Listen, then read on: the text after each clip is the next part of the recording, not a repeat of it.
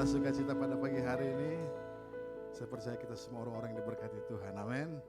Oleh sebab itu pada pagi hari ini Tuhan sudah membawa kita ke tempat ini dan biar kita beri hati untuk Tuhan sebagai kerinduan kita di hadapan Tuhan untuk menyembah Tuhan. Sebab itu sebelum kita masuk dalam ibadah kita akan berdoa menyerahkan jalannya ibadah kita pada pagi hari ini. Terima kasih Tuhan, kami bersyukur buat hari ini, buat sukacita damai sejahtera yang Tuhan sudah berikan kepada kami Tuhan. Dan pada pagi hari ini Tuhan di tempat ini, kami umat-Mu bersama-sama menikmati hadirat-Mu. Dalam setiap pujian penyembahan kami Tuhan, biar urapan Tuhan turun ke atas kami, memulihkan kami, menguduskan kami Tuhan, agar kami layak berkenan di hadapan Tuhan.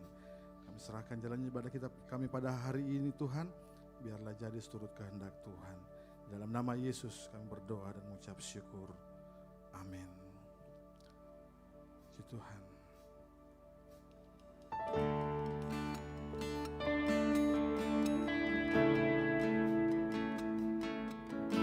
Bapa, Engkau setia bagi kami. Bapa yang tidak pernah meninggalkan kami. Kami rindu Engkau Tuhan di tempat ini. Kami merindukan meninggikan nama-Mu ya Bapa.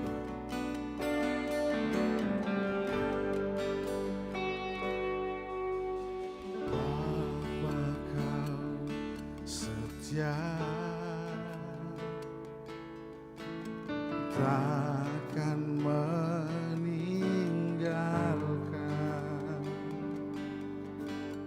dan ku percaya Engkau milikku dan ku milikmu. Kerinduanku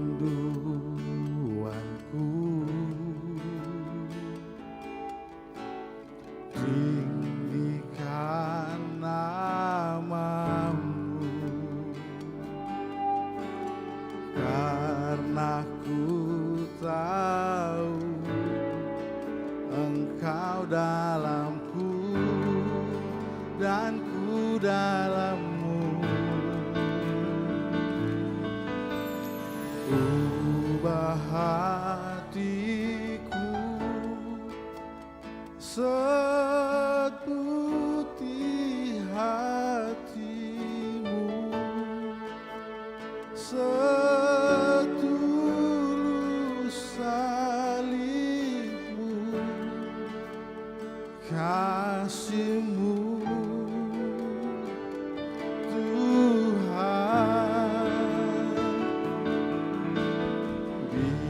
Biar mataku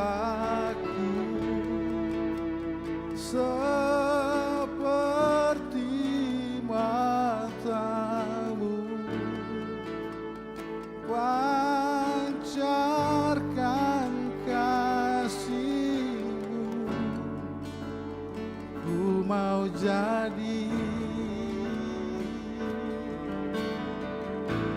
seperti-Mu. Mari kita tuangkan bagi Tuhan kita. Terima kasih Tuhan. Ubahkan kami seperti Engkau ya Bapa. Mari jemaat Tuhan sama-sama kita katakan. Bapa Kau setia. Amin. Takkan meninggalkan. Kami percaya kepada-Mu Tuhan.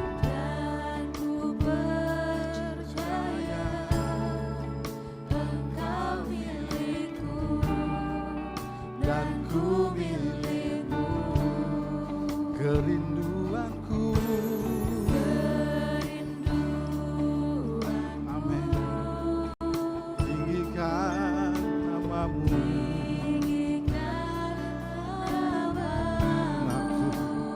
karena kami tahu Tuhan, Engkau dalamku dan ku dalam-Mu Tuhan. Angkat suara-Mu kita bersama. Ubah hatiku seputih hati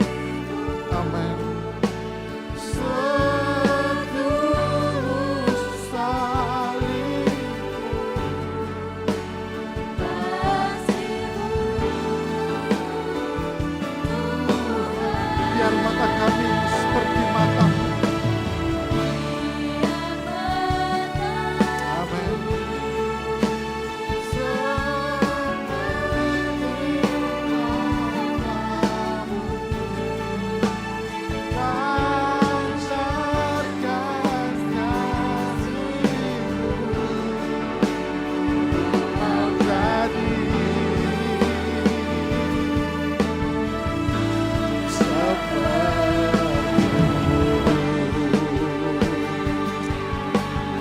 Kerinduan kami Tuhan di hadapan,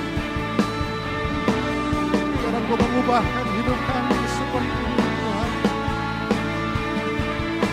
seperti kasih-Mu bagi kami ya Bapa.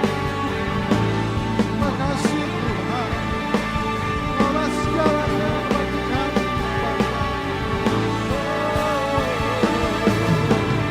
Ubah hatiku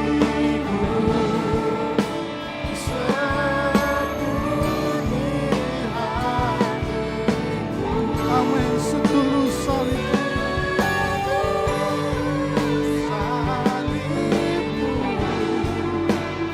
kasih-Mu Tuhan, biar mataku seperti mata-Mu. Pancarkan kasih-Mu, ku mau jadi seperti-Mu. Dengar kerinduan hati kita, akan sama-sama di hadapan Tuhan. Ubah hati, Kau lihat setiap kerinduan hati kami umat-Mu Tuhan. Kami rindu Tuhan, hati kami diubahkan seperti hati-Mu.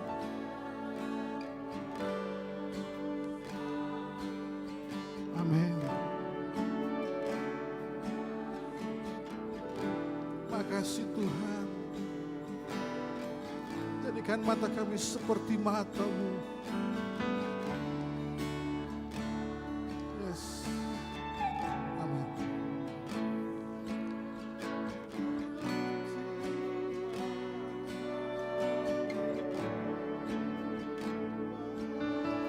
Pancarkan kasih-Mu,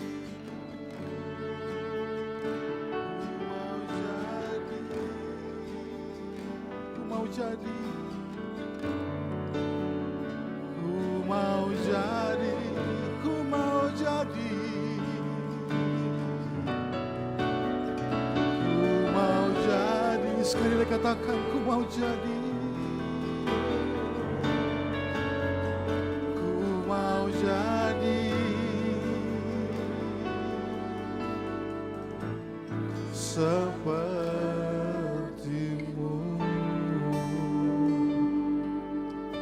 Makasih Tuhan, ku mau jadi seperti-Mu Tuhan. Ini kerinduan kami, rindu seperti-Mu Tuhan. Biarlah kami semakin serupa dengan-Mu Tuhan.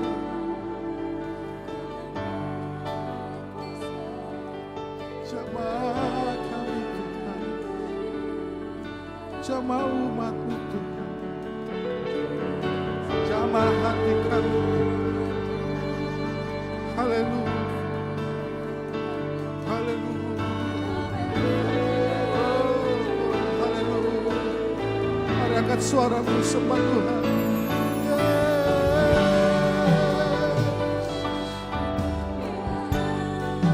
Engkau mengasihi kami, Kau selalu ada bagiku Tuhan.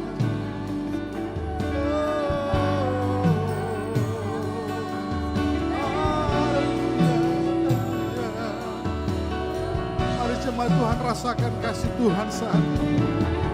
Haleluya.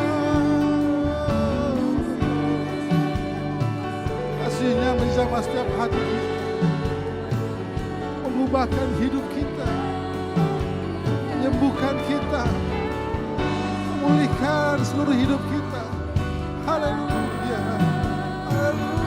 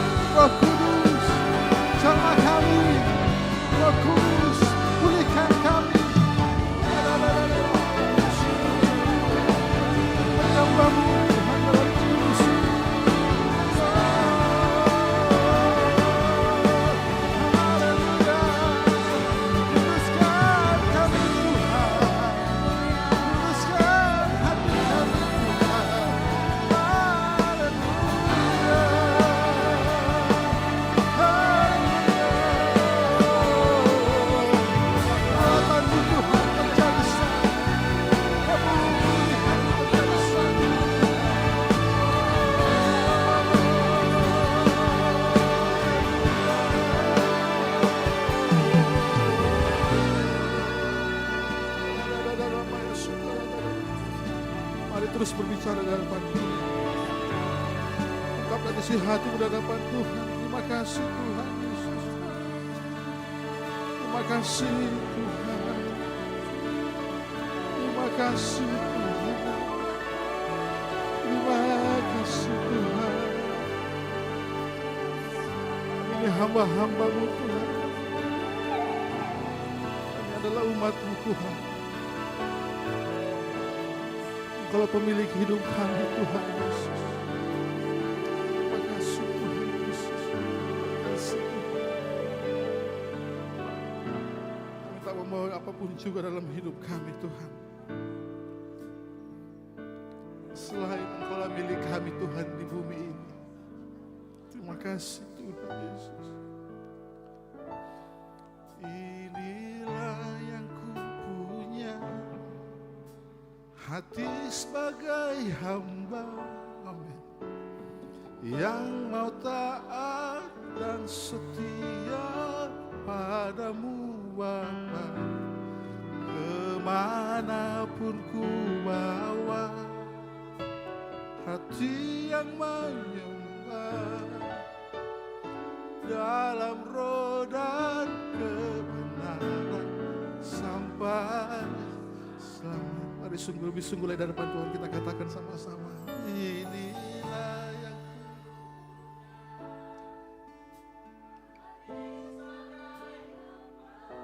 benar Tuhan.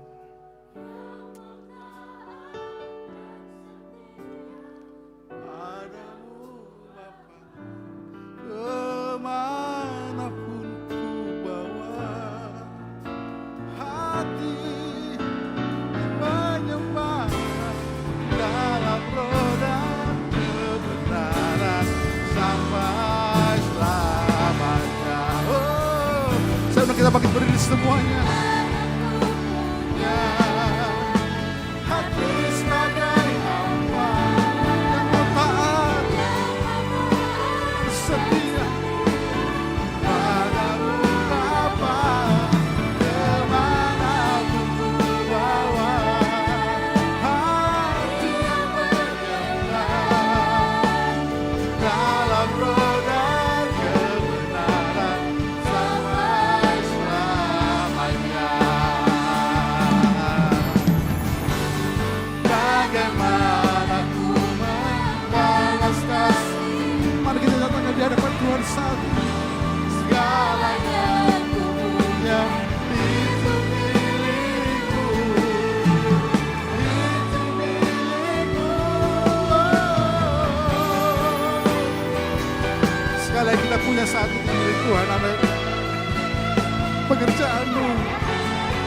keluarga-Mu semua milik Tuhan.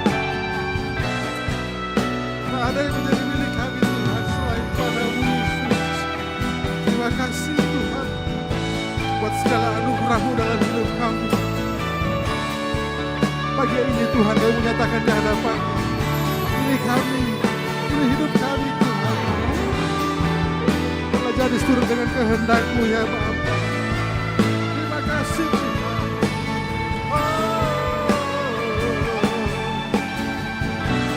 Terima kasih. Haleluya. Kami bersyukur di hadapan-Mu. Kami menyatakan saat ini Tuhan Yesus, inilah yang kami punya. Haleluya. Inilah yang ku punya. Hati sebagai hamba. Oh Tuhan, setia padamu Bapa, kemana-pun ku bawa hati. Dalam roh dan kebenaran sampai selamanya. Dalam roh sampai selamanya. Sekali lagi nyatakan dalam roh dan kebenaran sampai selamanya. Haleluya. Dan kemudian perintah bagi Tuhan kita. Terima kasih Tuhan. Kami rindu Tuhan seperti Engkau, diubahkan oleh Engkau Tuhan menjadi seperti-Mu Bapa. Dan kami mau lebih lagi untuk memuji Tuhan di tempat ini. Dan biarlah sukacita surgawi turun atas kami semua. Di dalam nama Yesus kami mau yang suka memuji Tuhan. Sama-sama kita katakan amin. Sekali lagi berikan kemuliaan bagi Tuhan kita. Haleluya.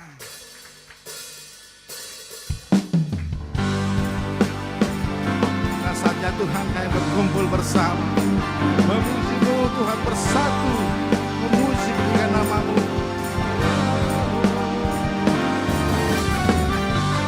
Mari sama-sama kita tangan yang paling mulia bagi Tuhan kita.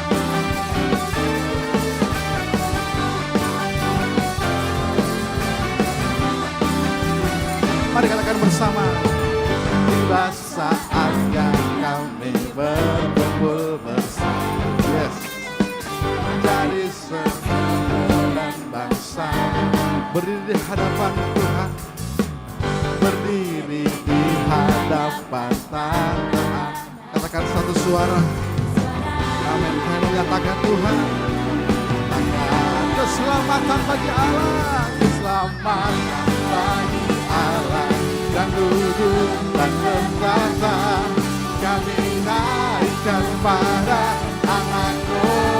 Amin. Pujian dan kemuliaan, kekuasaan, kemuliaan baginya selamanya.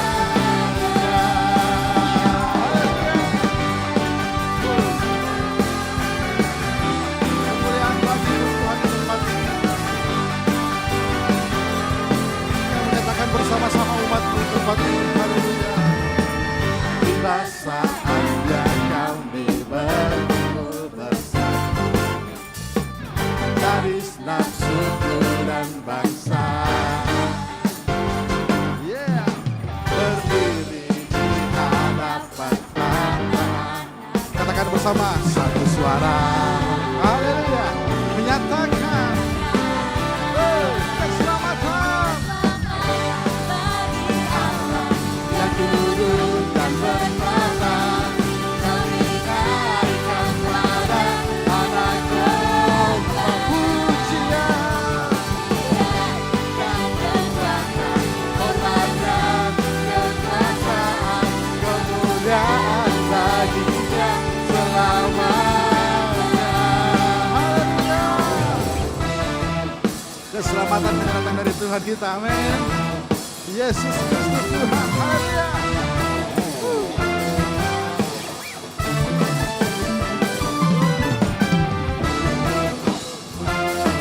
Saudara musuh Tuhan, menyanyikan namanya di tempat ini, sebab dari keselamatan kita.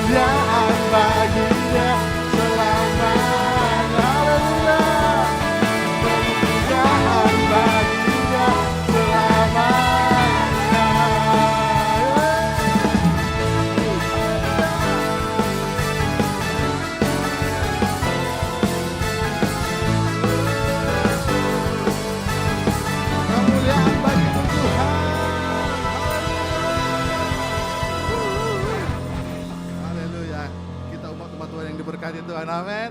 Oleh sebab itu sampaikan sampai kiri kananmu, katakan bersama-sama, Tuhan Yesus memberkatimu, haleluya.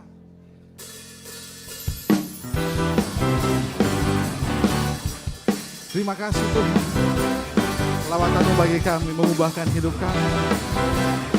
Hidup kami akan sama lagi.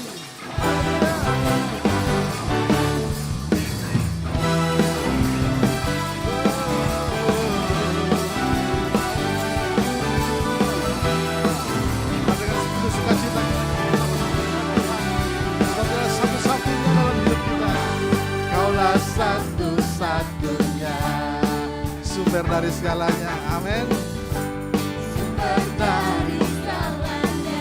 Mari nyatakan, Tuhanlah kebenaran kita. Kau kebenaran yang selalu berkah. Kau keyakinanku untuk bersinar terang, Yesus Tuhanku yang berkuasa atasku. Hidupku takkan sama. Kaulah sungguh Tuhan, anugerah-Mu bagiku. Hidupku takkan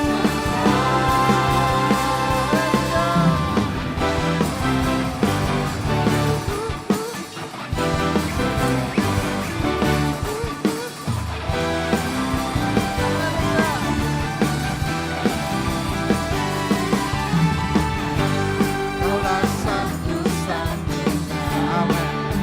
Sumber dari segalanya Tuhan kita. Kaulah kebenaran kami Tuhan.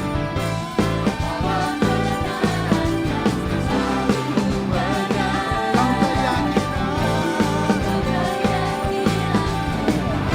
bersinar terang, Yesus Tuhanku yang berkuasa atasku. Hidupku takkan sama. Kau sungguh, ku tahu sungguh, anugerah-Mu bagiku. Hidupku takkan sama.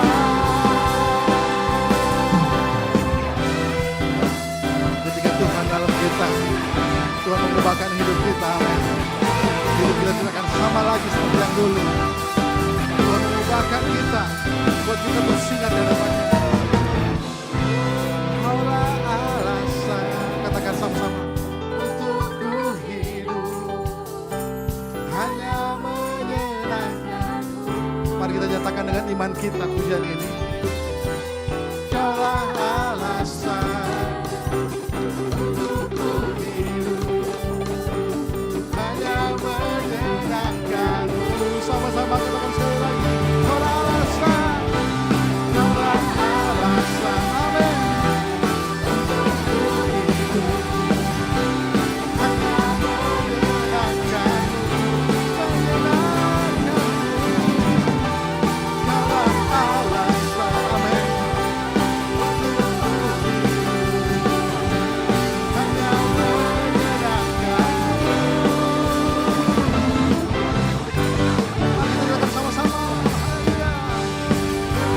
Tuhanku yang berkuasa atasku. Hidupku takkan sama. Kau sungguh, ku tahu sungguh, anugerah-Mu bagiku. Hidupku takkan sama.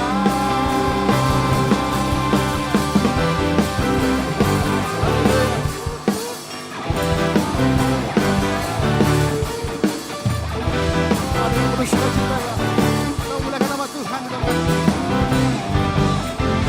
haleluya. Terima kasih Tuhan. Silakan duduk Bapak Ibu kembali. Puji Tuhan. Saya percaya berkat Tuhan turun ke atas kita semua pada pagi hari ini. Memulihkan kita, menyembuhkan kita. Dan untuk selanjutnya, pembacaan katekismus kita pada minggu ini, kepada pelayan Tuhan dipersilakan.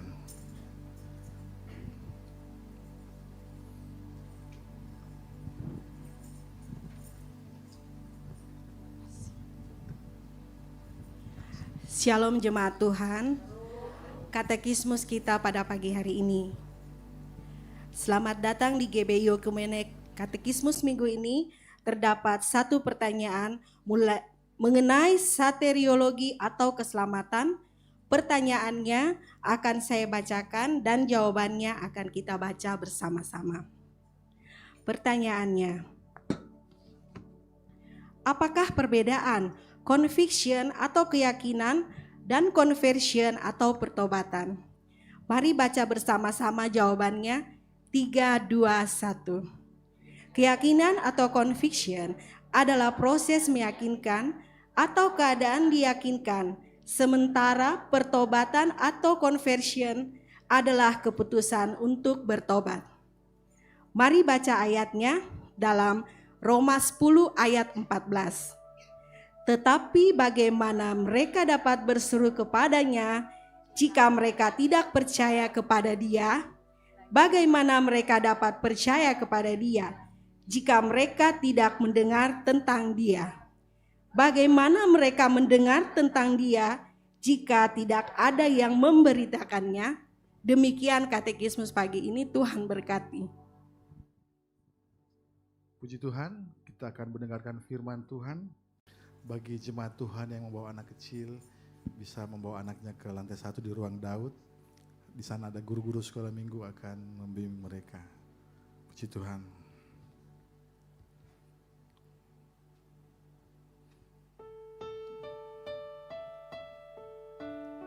Terima kasih Tuhan. Sebab Engkau satu-satunya yang kami andalkan dalam hidup kami. Tuhan sandaran hidup kami. Kami hanya berharap kepadamu Tuhan Yesus. Terima kasih Tuhan. Engkau Tuhan yang setia, waktumu selalu yang terbaik.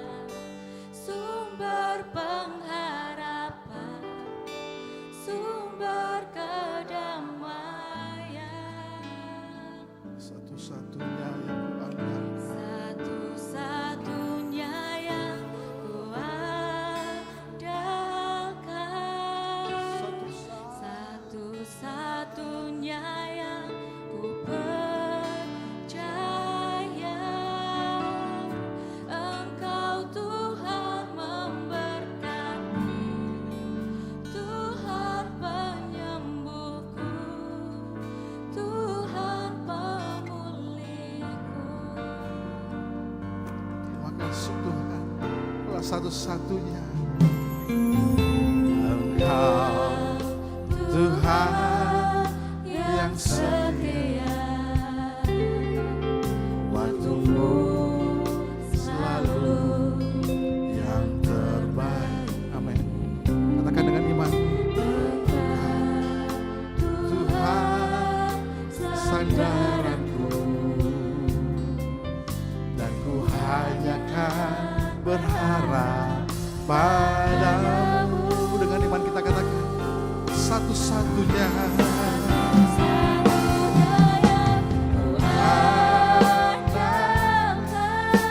satu-satunya yang ku percaya, Engkau sumber kekuatan. Amin. Sumber pengharapan, sumber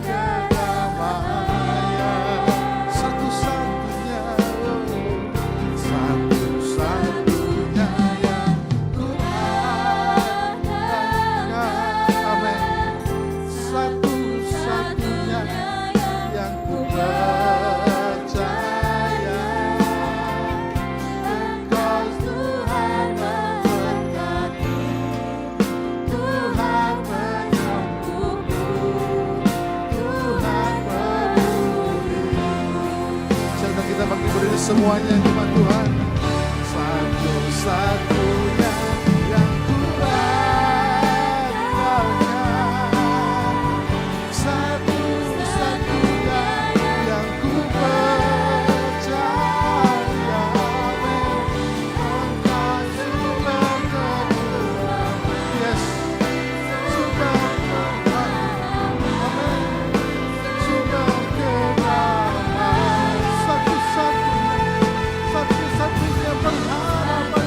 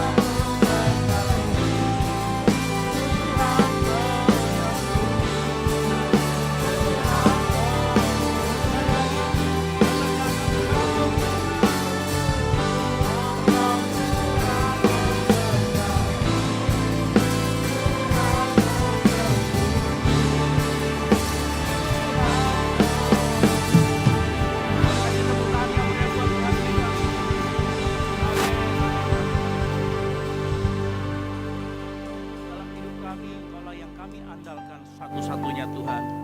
Makanya hari ini kami merendahkan diri di hadapan-Mu, kami memuji nama-Mu, memuliakan nama-Mu, karena hanya Engkau satu-satunya yang layak untuk kami sembah dan kami puji di tempat ini. Dan tiba saatnya pagi hari ini kami akan duduk diam mendengarkan firman Tuhan. Kami mau fokus mendengarkan firman Tuhan. Kami yakin dan percaya ada kuasa-kuasa kegelapan yang mau mengambil benih-benih firman Tuhan itu. Sepanjang firman Tuhan diberitakan, lingkupi kami, tudungi kami, cover kami Tuhan, dengan kuat kuasa Roh Kudus-Mu, sehingga pesan yang disampaikan oleh Engkau melalui Roh Kudus-Mu, melalui hamba-Mu dapat kami terima. Kami berdoa Tuhan Yesus pagi hari ini di dalam nama Tuhan Yesus Kristus. Yang siap mendengarkan firman Tuhan, boleh sama-sama katakan amin. Baik, silakan duduk. Shalom. Sekali lagi shalom. Ya, kita masuk di dalam minggu Paskah, minggu Prapaskah. Ya, kita akan merayakan Jumat Agung selama minggu ini. Jadi saya menghimbau kepada jemaat Tuhan untuk mempersiapkan diri, mengingat apa yang sudah Tuhan lakukan. 2000 tahun lalu di kayu salib. Yang setuju katakan amin.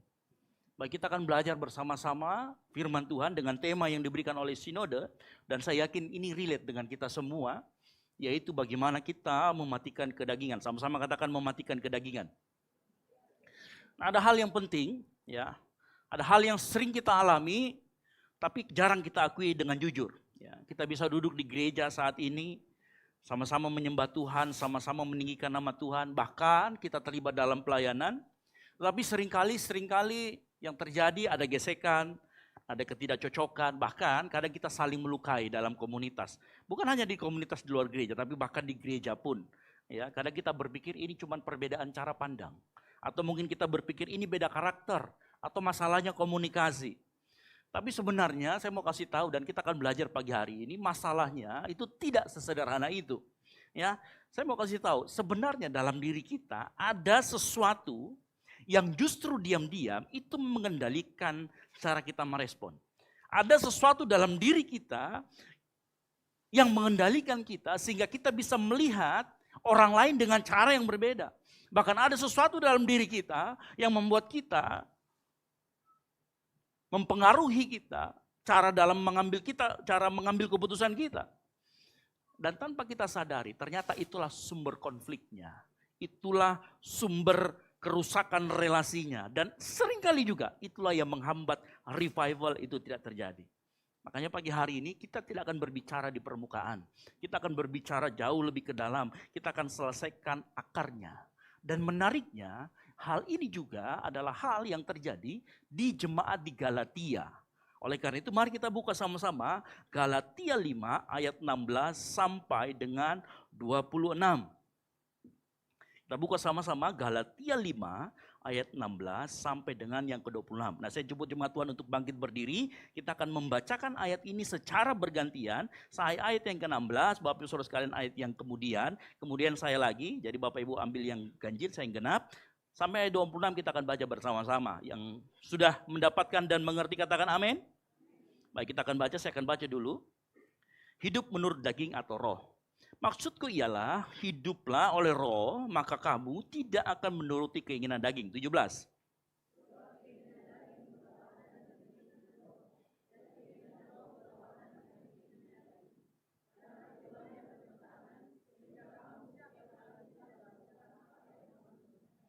Akan tetapi jikalau kamu memberi dirimu dipimpin oleh roh, maka kamu tidak hidup di bawah hukum Taurat. 19.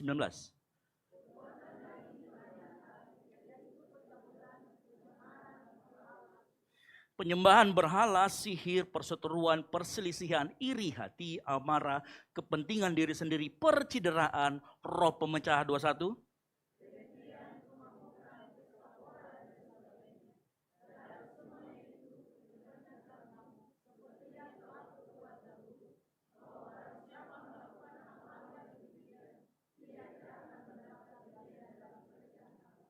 Tetapi buah roh ialah kasih, sukacita, damai sejahtera, kesabaran, kemurahan, kebaikan, kesetiaan. 23.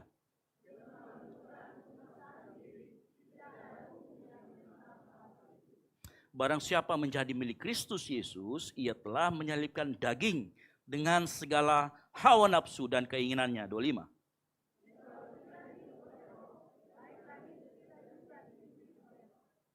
Dan janganlah kita gila hormat. Janganlah kita saling menantang dan saling mendekati. Amin. Silakan duduk. Berbagai orang yang membaca, mendengar, merenungkan, dan terlebih lagi melakukan firman Tuhan. Saya akan cerita sedikit seperti biasa. Saya cerita sedikit latar belakang kenapa Paulus menuliskan surat ini kepada jemaat yang ada di Galatia. Nah, jemaat di Galatia ini adalah, Galatia itu wilayah kecil di sekitaran Turki, ya. Kalau sekarang Turki itu Asia Kecil. Nah, jemaat yang ada di Galatia ini adalah jemaat non-Yahudi atau orang-orang di luar Yahudi yang kemudian percaya sama Kristus. Jadi orang-orang di Yahudi ini, jemaat Yahudi, orang-orang yang dari kecilnya tidak mengerti hukum Taurat. Nah, saya mendapati di sana ada 3 hal yang menjadi masalah di sana dan menjadi konflik. Ini sesama mereka sendiri. Nah, yang pertama muncul kaum Yudaizer. Apa itu kaum Yudaizer? Kaum Yudaizer mengajarkan begini, keselamatan itu Yesus, pengorbanan Yesus ditambah hukum Taurat. Jadi orang yang non-Yahudi ketemu sama orang Yahudi bilang gini, kalau kamu mau selamat, kamu harus percaya sama Yesus ditambah melakukan hukum Taurat.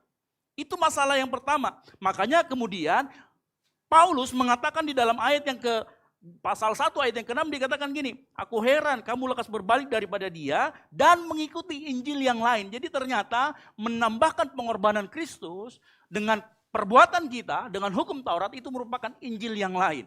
Karena Injil berbicara tentang kasih karunia. Itu masalah pertama yang muncul. Masalah yang kedua yang muncul adalah adanya kebebasan yang disalahpahami. Orang bilang begini, kalau kita sudah ditebus, berarti kita boleh dong berbuat semacam seenak-enaknya kita. Kita boleh dong berbuat dosa lagi. Kita boleh dong hidup dalam pesta pora kemabukan.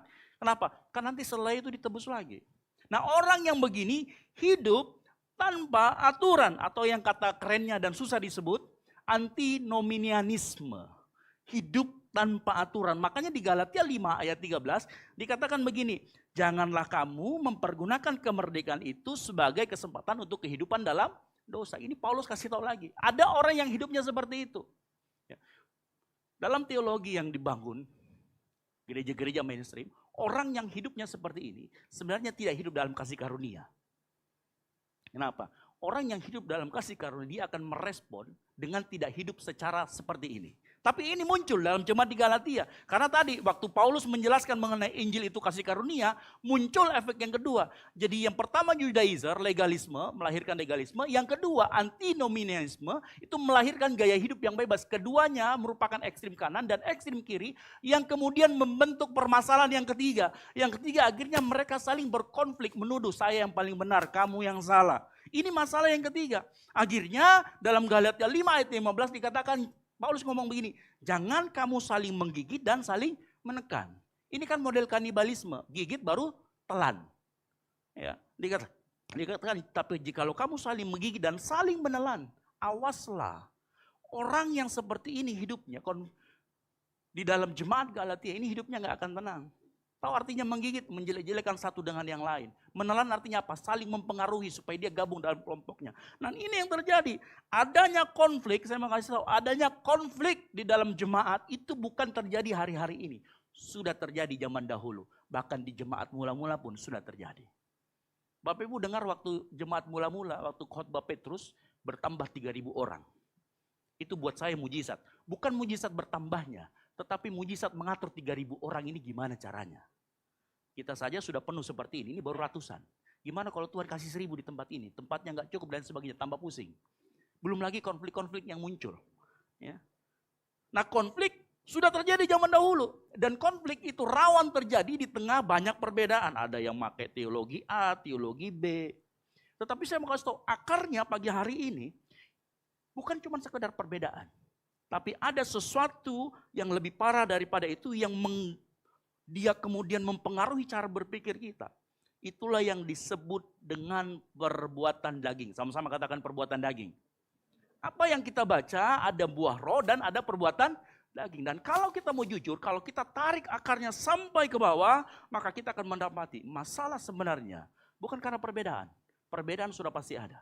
Permasalahannya adalah perbuatan daging. Makanya pagi hari ini kita akan bahas bagaimana kita mematikan keinginan daging, perbuatan daging atau kedagingan kita.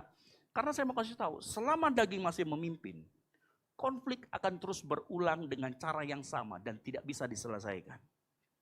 Tapi kita mau jujur pagi hari ini. Proses mematikan kedagingan itu bukan kayak saklar on off. Proses mematikan kedagingan tidak pernah terjadi secara instan. Karena proses mematikan kedagingan itu merupakan perjalanan. Sama-sama katakan perjalanan. Proses, sama-sama katakan proses. Jadi bukan sesuatu yang instan. Karena itu pertanyaannya bukan apakah kita bergumul atau tidak. Tetapi nanti pertanyaannya adalah siapa yang akan kita izinkan memimpin kehidupan kita. Makanya pertanyaannya begini kemudian. Bagaimana kita mematikan kedagingan kita? Nah, ini pertanyaan yang akan kita bahas bersama-sama. Ya. Nah, Alkitab jelas dari ayat yang kita baca, kita tetap setia pada teks. Alkitab jelas mengatakan, ya, Galatia 5 ayat 16, maksudku ialah hiduplah oleh roh.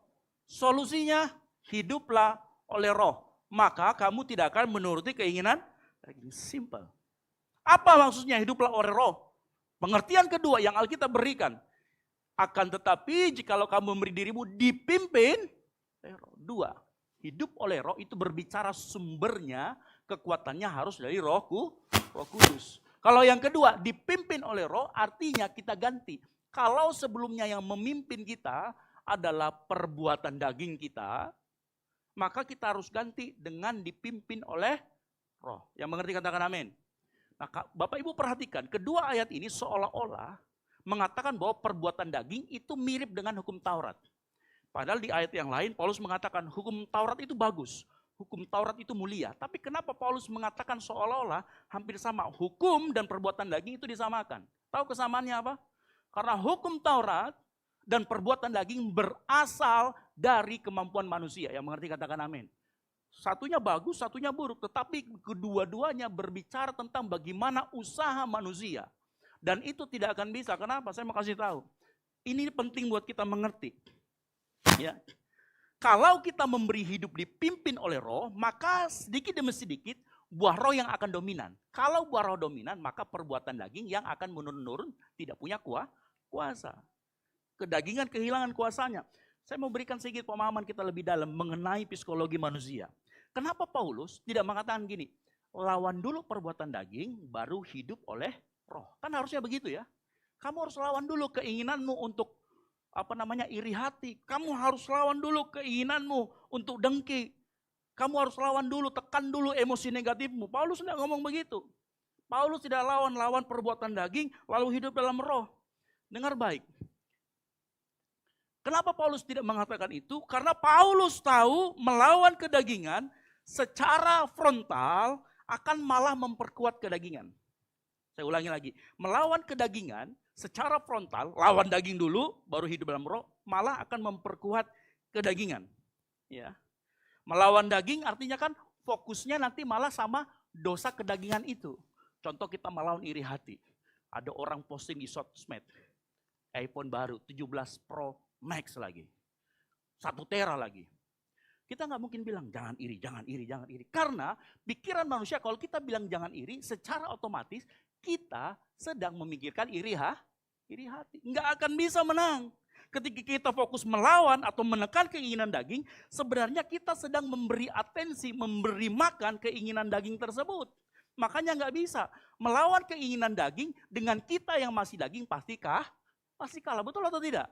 Saya mau kasih bukti. Ada sebuah penelitian yang dilakukan oleh namanya Daniel Wegner. Dia hidup antara 1948 sampai 2013. Dia kenalkan istilah paradox of self-control. Apa itu? Paradigma kontrol diri. Nanti dia melahirkan teori yang namanya ironic process. Apa itu? Dia bikin gini, dia kumpulkan semua orang. Dia bilang begini, Bapak Ibu mulai hari ini, dengarkan baik-baik saya, jangan melihat ke atas. Nah, dikasih tahu begitu, tapi dia waktu itu menggunakan istilah beruang putih. Bapak Ibu jangan pikirkan beruang putih. Apa yang terjadi dengan mereka? Mereka memikirkan semua beruang putih. Karena dikatakan jangan memikirkan beruang putih. Yang ada manusia malah mikir beruang putih. Melahirkan ini. Akhirnya apa? Teorinya begini gue bilang. Semakin besar usaha sadar untuk menekan suatu pikiran, semakin besar kemungkinan pikiran itu malah muncul ke permukaan. Artinya apa? Makanya disebut paradoks. Sesuatu yang kita mau kontrol sepenuhnya, malah dia yang akan kontrol kita. Ini namanya paradox of the self-control. Ya. Saya mau kasih tahu lagi, coba tes lagi ya. Bapak Ibu siapa di sini yang pernah kalau naik motor, naik mobil, ya. Ini pengembangan dari teori paradox self-control. Siapa yang pernah lihat? Jangan lihat sebelah kanan. Tapi kita lihat semua sebelah kanan, ternyata penjual coto. Betul? Kenapa? Karena ternyata otak kita manusia tidak memproses kata jangannya. Tapi memproses apa? Lihat ke kah? Makanya waktu kita bilang, jangan iri hati, yang kita proses dalam otak kita itu, ini berdasarkan ilmu psikologis. Yang kita proses itu iri hatinya. Sehingga iri hati malah dikasih makan. Dia malah semakin kuat. Siapa di sini yang suka scroll TikTok? Di dalam TikTok bilang, nyesel beli produk ini. Pasti kita lebih lama nontonnya daripada bilang, belilah produk ini. Betul atau tidak? Karena manusia suka dengan hal-hal yang negatif. Manusia suka dengan hal yang seperti itu. Ini pengembangan dari teori itu. Dan Bapak Ibu tahu, sebenarnya apa yang dikatakan oleh teori Wegner ini, sudah dikatakan oleh Paulus 2000 tahun yang lalu. Dari mana saya tahu? Bapak Ibu perhatikan dalam Roma 7 ayat 7 sampai dengan 8. Saya akan bacakan. Dengar baik-baik. Jika demikian, apa yang hendak kita katakan? Apakah hukum Taurat itu dosa? Dikatakan, sekali-kali tidak. Sebaliknya, justru oleh hukum Taurat, aku telah mengenal dosa. Karena aku juga tidak tahu apa itu keinginan. Kalau hukum Taurat tidak mengatakan apa? Jangan jangan mengingini. Yang diproses sama otak adalah mengingini.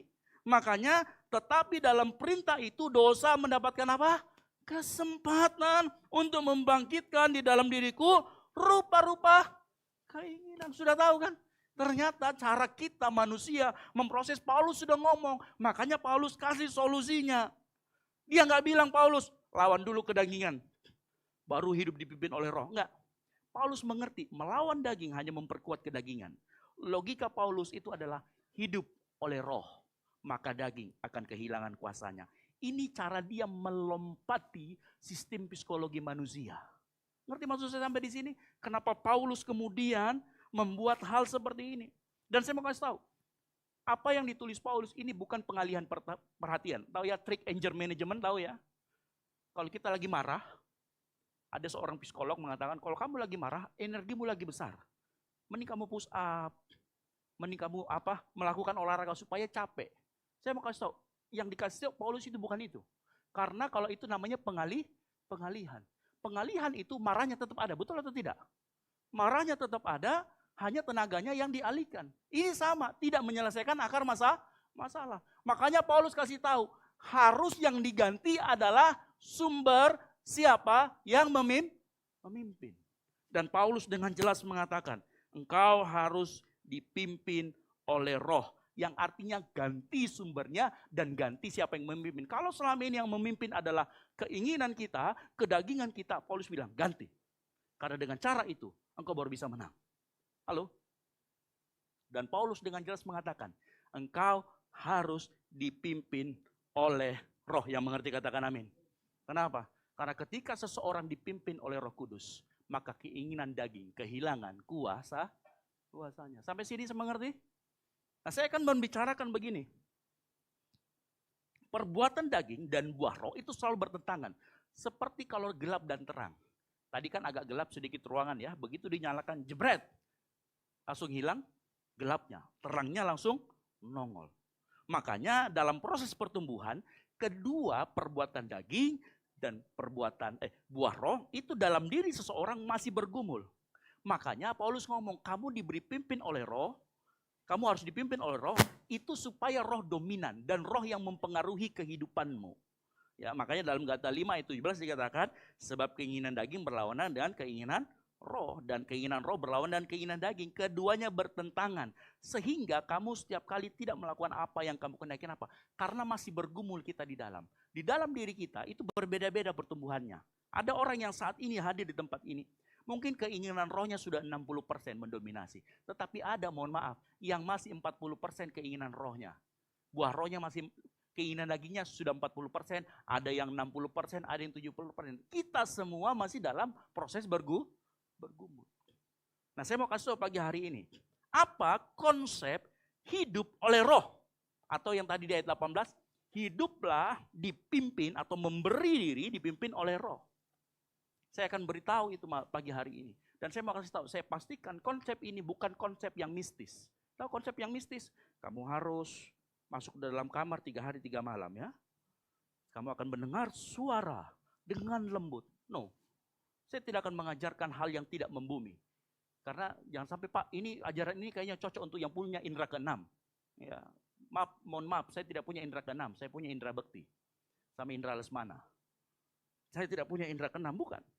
Apa yang Alkitab tuliskan justru sesuatu yang bisa kita lakukan semuanya. Yang mau mengerti katakan amin. Ya. Makanya pertanyaan pertama sebelum kita belajar, apa maksudnya hidup oleh roh dan hidup dipimpin oleh roh? Kita harus tahu dulu, roh yang dimaksudkan gini siapa? Dari ayat yang kita baca jelas, rohnya huruf besar. Maka dia menunjuk kepada pribadi ketiga Allah Tritunggal, yaitu Roh Kudus. Ya. Kalau sudah ditunjuk, kamu harus dipimpin oleh Roh Kudus, maka yang pertama kita harus cari tahu adalah bagaimana cara kerja Roh Kudus. Betul atau tidak? Kalau kita mau dipimpin oleh seseorang, kita tahu. Di tempat saya sering terganti pemimpin. Ganti kepala kantor wilayah, ganti kepala bidang, ganti kepala seksi. Yang pertama dicari tahu anak buahnya itu, bagaimana orangnya, keraskah cara kerjanya, anukah cara kerjanya. Nah kita juga sama, kalau kita mau tahu cara seseorang memimpin, maka engkau harus tahu cara bekerjanya. Yang mengerti katakan amin. Yohanes 16 ayat 13 berkata dengan jelas, perhatikan. Tetapi apabila ia datang, apa itu? Roh kebenaran menunjuk kepada pribadi yang sama siapa? Roh Kudus. Dia berkata begini, ia akan memimpin, kata yang sama, dipimpin oleh roh. Dia memimpin kamu, memimpin kita semua ke dalam kebenaran. Sebab ia tidak akan berkata-kata dari dirinya sendiri, tetapi segala sesuatu yang didengarnya. Didengar dari siapa? Dari Yesus dan dari Bapa. Itulah yang akan dikatakannya, dan ia akan memberitakan kepadamu hal-hal yang akan datang. Kalau kita kaitkan hidup kita dengan Roh Kudus dan memberi diri dipimpin oleh Roh Kudus, maka kita mendapatkan bahwa ternyata cara kerja Roh Kudus adalah dia pimpin kita ke dalam seluruh kebenaran. Nah, pertanyaannya sekarang begini, apa itu kebenaran? Firman Tuhan dalam Yohanes 17 ayat 17b, firman-Mu adalah kebenaran. Dan dalam kitab yang sama, dalam kitab Yohanes, Yesus pernah ngomong gini, dialah yang akan mengajarkan kepadamu dan mengingatkan kamu akan semua yang telah kukatakan kepadamu. Artinya apa? Roh Kudus membawa manusia kembali ke perkataan Kristus. Apa itu perkataan Kristus? Firman Tuhan. Makanya Roh Kudus bekerja dengan mengingatkan kita kepada firman yang sudah engkau terima pagi hari ini. Firman yang kita terima selama kita hidup, Roh Kudus akan ingatkan. Makanya dengar baik. Roh Kudus itu tidak pernah menggantikan firman. Roh Kudus menghidupkan firman yang ada dalam dirimu. Halo? Halo? Menghidupkan di sini bukan hanya kasih ingat, tetapi bukan hanya dia kasih sekedar mengingatkan. Contoh, Bapak Ibu kalau misalkan ada orang menyakiti Bapak Ibu saudara sekalian di jalan, terus tiba-tiba ada yang mengingatkan. Kasih itu sabar. Bapak Ibu waktu itu buka Alkitab kah tidak? Halo? Enggak buka Alkitab. Tapi kenapa bisa ingat? Karena engkau datang ke gereja. Karena engkau baca firman. Betul atau tidak? Roh Kudus tugasnya itu. Dia mengingatkan. Bukan hanya kasih ingat. Dia berikan kita pengertian apa yang kita baca. Dan ini yang paling penting. Dia meriletkan dengan kehidupan kita. Bahasa kerennya meriletkan. Dia menyambungkan dengan apa yang terjadi dalam diri kita. Di tempat ini saat engkau dengarkan firman Tuhan. Ada yang berpikir berbeda satu dengan yang lain. Walaupun intinya sama. Kenapa? Karena Roh Kudus sedang meriletkan apa firman yang disampaikan dengan hidupmu. Mengerti maksudnya cara kerja Roh Kudus seperti itu? Pertanyaannya sekarang begini, perkataan Kristus ada di mana? Yang paling jelas dan paling nyata. Adanya di Alkitab yang kita pegang. Betul atau tidak? Halo? Saya mau kasih tahu ibaratnya begini. Kalau kita punya software, kita lagi install software, maka software itu waktu kita install, dia akan memasukkan database yang dibutuhkan supaya aplikasi itu berjalan dengan baik. Betul atau tidak? Dan pekerjaannya software adalah memanggil database yang ada supaya dia keluar. Betul atau tidak? Nah, database-nya itu dalam hidup kita harusnya adalah firman Tuhan. Software-nya adalah Roh Kudus. Makanya kalau ditanya perkataan Yesus ada di mana? Perkataan firman di mana? Ada di Alkitab yang ada di handphone Bapak Ibu. Ada di Alkitab yang kau pegang hari-hari ini. Ya. Makanya kalau kita nggak pernah baca Alkitab, Roh Kudus mau ingatkan apa? Halo? Kalau kita nggak pernah lihat Alkitab kita, nggak pernah datang ke gereja, nggak pernah buka Alkitab, nggak pernah baca firman, Roh Kudus mau ingatkan apa? Mau berharap suara audible. Saya yakin sebagian besar kalau kita dengar suara audible dari Tuhan, lari kita semua. Karena dipikir hantu. Ini konsep yang membumi yang harusnya kita bisa lakukan. Oleh karena itu pesan pertama, apa kita baca Alkitab kita setiap hari? Apa kita baca firman Tuhan? Apakah kita download itu firman Tuhan, setiap hari kita masukkan dalam database hati kita. Sehingga pada saat kita difitnah orang, waktu itu kau nggak baca Alkitab. Tapi waktu ada database-nya di dalam, mengampuni. Maka Roh Kudus akan ambil bagian itu. Dan dia tunjukkan, dia masukkan ke pikiran kita. Firman Tuhan bilang, mengampuni. Engkau yang mungkin sakit hati, luka lama. Roh Kudus akan terus ingatkan, mengampuni.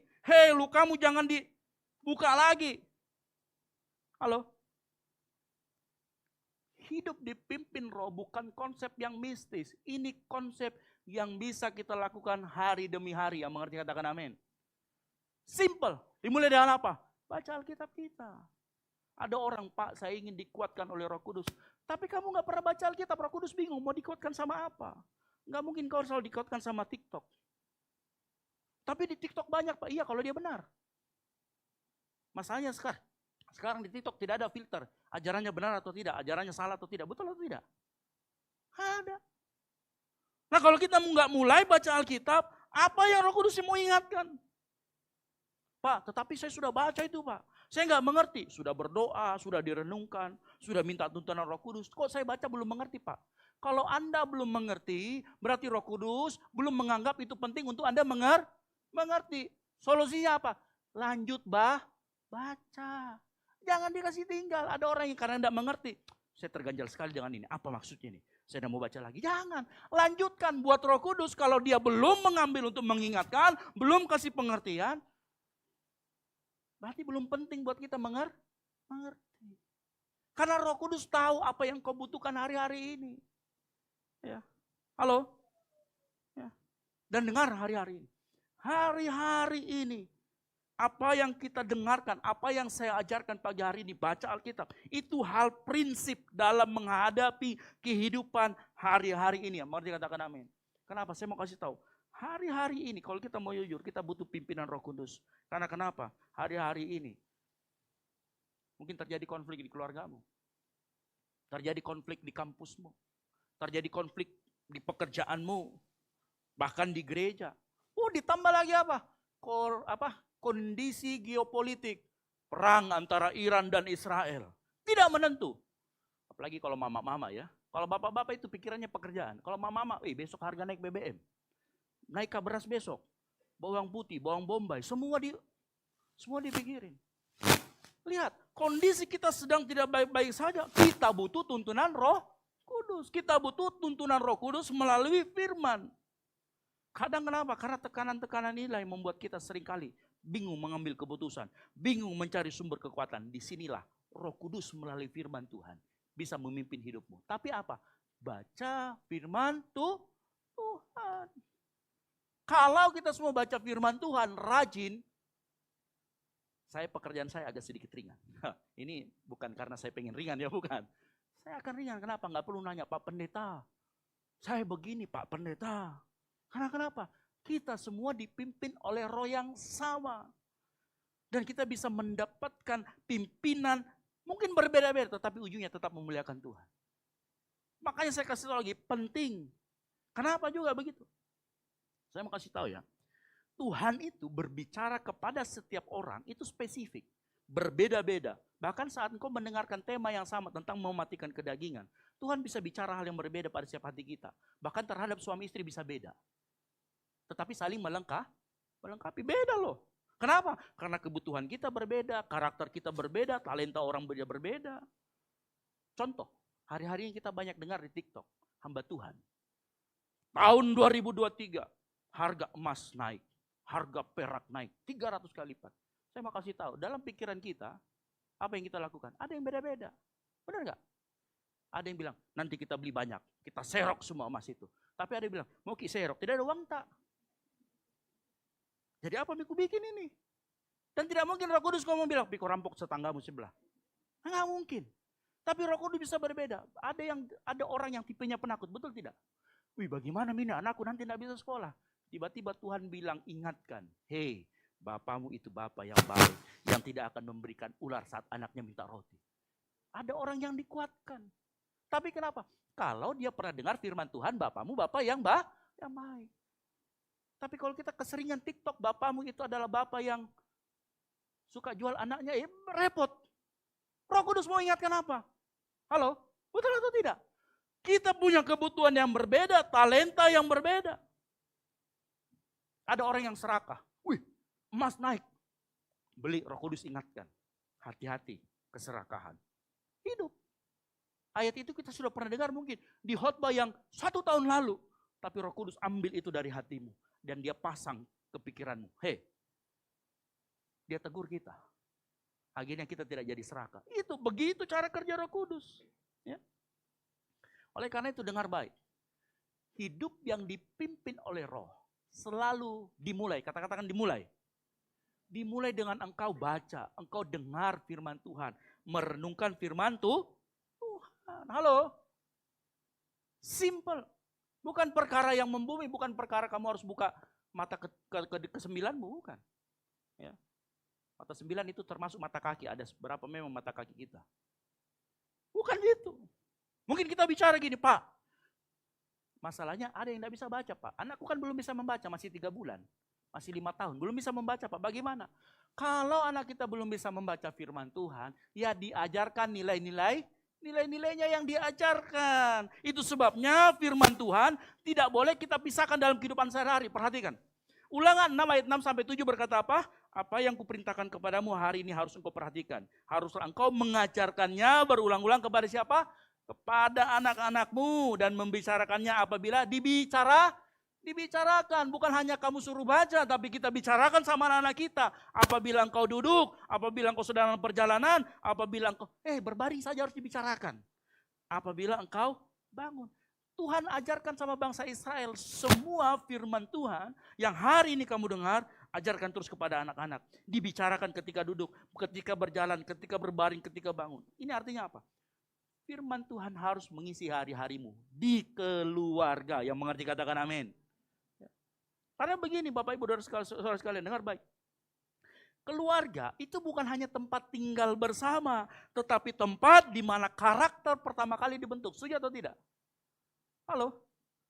Anak kecil dibentuk pertama kali oleh keluarga. Makanya keluarga harus dibangun dengan nilai firman Tuhan. Yang setuju katakan amin. Dengan kasih, dengan kesabaran, pengampunan, tanggung jawab. Efesus 6 ayat 4 berkata apa? Dan kamu bapak-bapak jangan bangkitkan amarah dalam hati anak-anakmu. Tetapi sama-sama kita katakan berikutnya. Didiklah mereka di dalam ajaran dan nasihat Tuhan. Anak kita belum bisa baca. Tapi kita harus ajarkan nilainya dan harus ajarkan nasihatnya.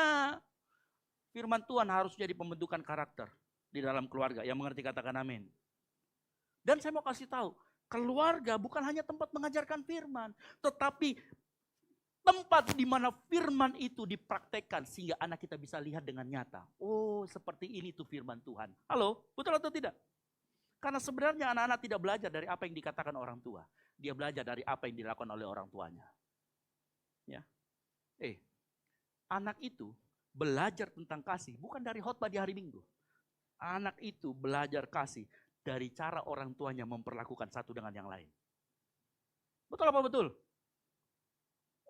Anak belajar dari orang tuanya memperlakukan satu. Anak belajar tentang pengampunan ketika lihat papa mamanya bersedia minta maaf dan mengampuni. Betul atau tidak? Anak belajar tentang kesabaran ketika orang tuanya tidak hanya menuntut, tetapi juga membimbing dengan penuh kelembutan. Makanya lihat anak yang suka mukul, bisa dipastikan orang tuanya suka baku pukul juga di rumah. Anak yang suka lempar-lempar barang, dia lihat orang tuanya juga lempar-lempar barang di rumah. Lihat. Bagaimana? Apa yang kita praktekkan di rumah kita hari-hari ini? Ya. Bapak Ibu, dengan kata lain saya mau katakan pagi hari ini. Keluarga adalah laboratorium pertama, tempat nilai-nilai firman Tuhan diuji, dilakukan dalam kehidupan kita sehari-hari. Yang mengerti katakan amin. Ya. Lihat anak kita bagaimana dia memperlakukan orang lain. Begitulah cara kita memperlakukan pasangan kita. Kalau anak kita suka mukul, mungkin kita juga suka mukul. Kalau anak kita suka bicara kotor, mungkin kita juga di rumah suka bicara kotor. Tapi kalau kita suka perhatikan firman Tuhan, suka mengampuni, sabar, anak juga akan di luar akan berlaku yang sama.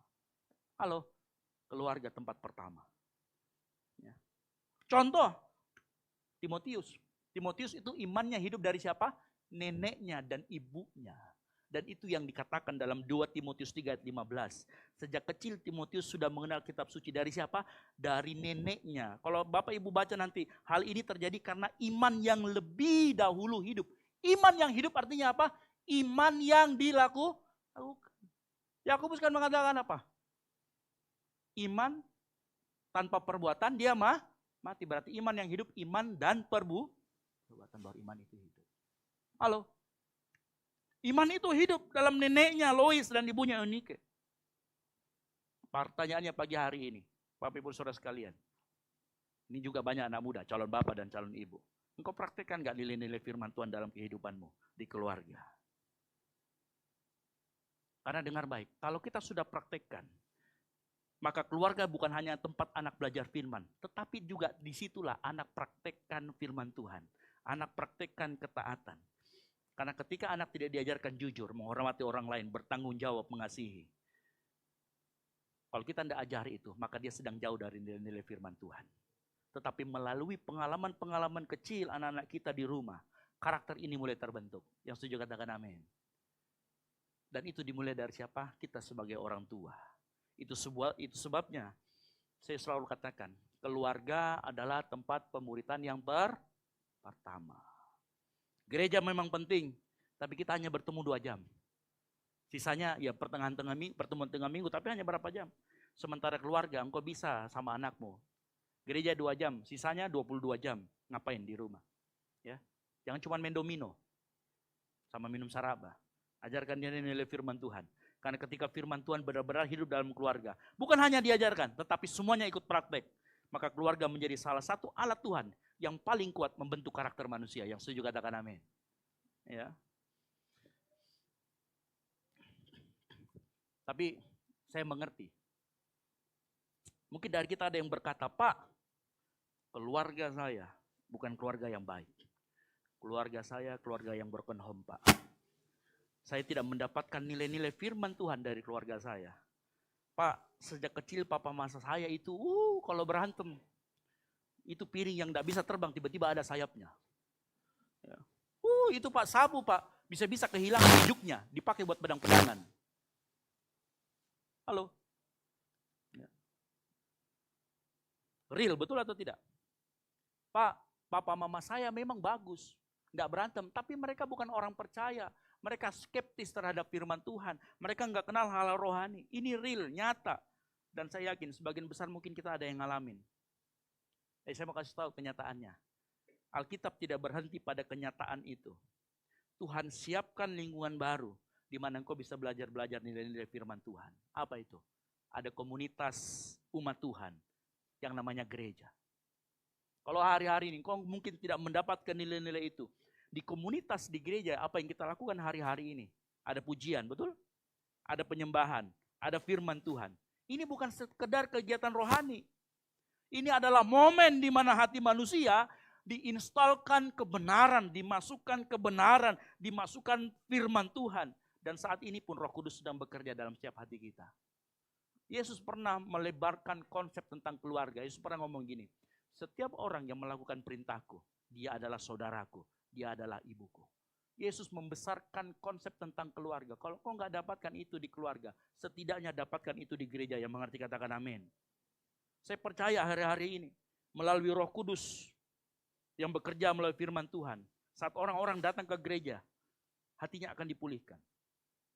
Karena hari-hari ini saya tahu, ada banyak orang yang hatinya butuh dipulihkan. Ada anak yang sakit hati sama orang tuanya. Ada anak yang menyimpan kepahitan sama orang tuanya. Tapi begitu engkau dengar firman ini, kalau Roh Kudus bilang ingatkan, mengampuni.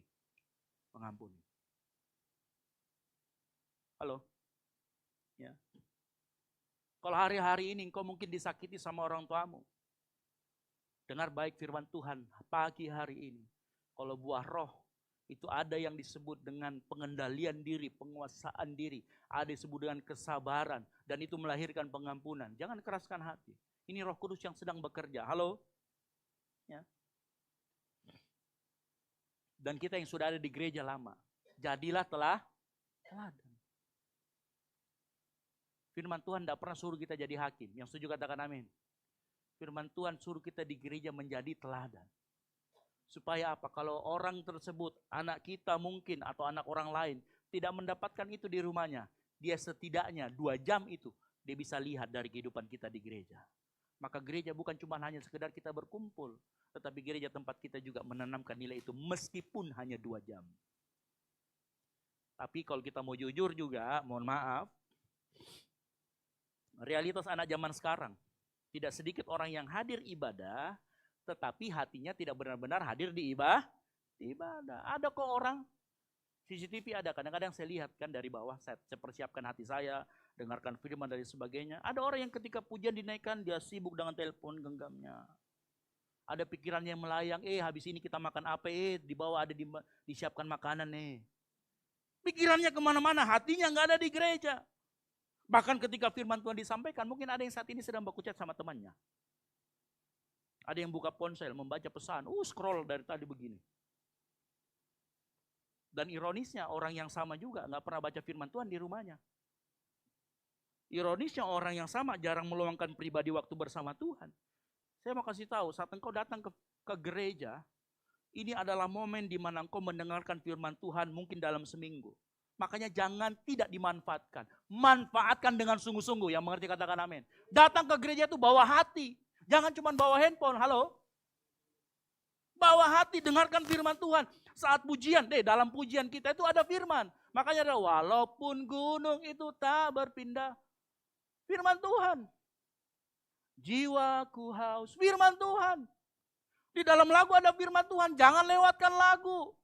Jangan lewatkan doa-doa yang dinaikkan. Itu juga sarana Roh Kudus untuk mengingatkan kita akan firman Tuhan. Makanya Tuhan itu gak ngebosanin. Dia bikin lagu yang enak kita nyanyikan. Seperti rusa rindu. Itu ayat itu. Jangan gak dinyanyikan. Ada teksnya di depan. Oh, sudah dibantu lagi sama teks masih begini.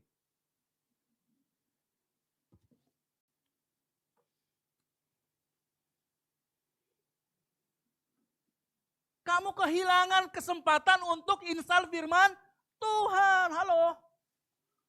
Sayang. Kalau kita datang ke gereja, duduk dengar baik dengan firman Tuhan. Firman Tuhan berkata apa? Iman timbul dari pendengaran. Pendengaran dari firman Tuhan. Firman Tuhan itu ada juga di lagu, ada juga di doa. Makanya di sini kalau orang berdoa itu kadang panjang. Kenapa? Karena harus masukkan firman Tuhan juga.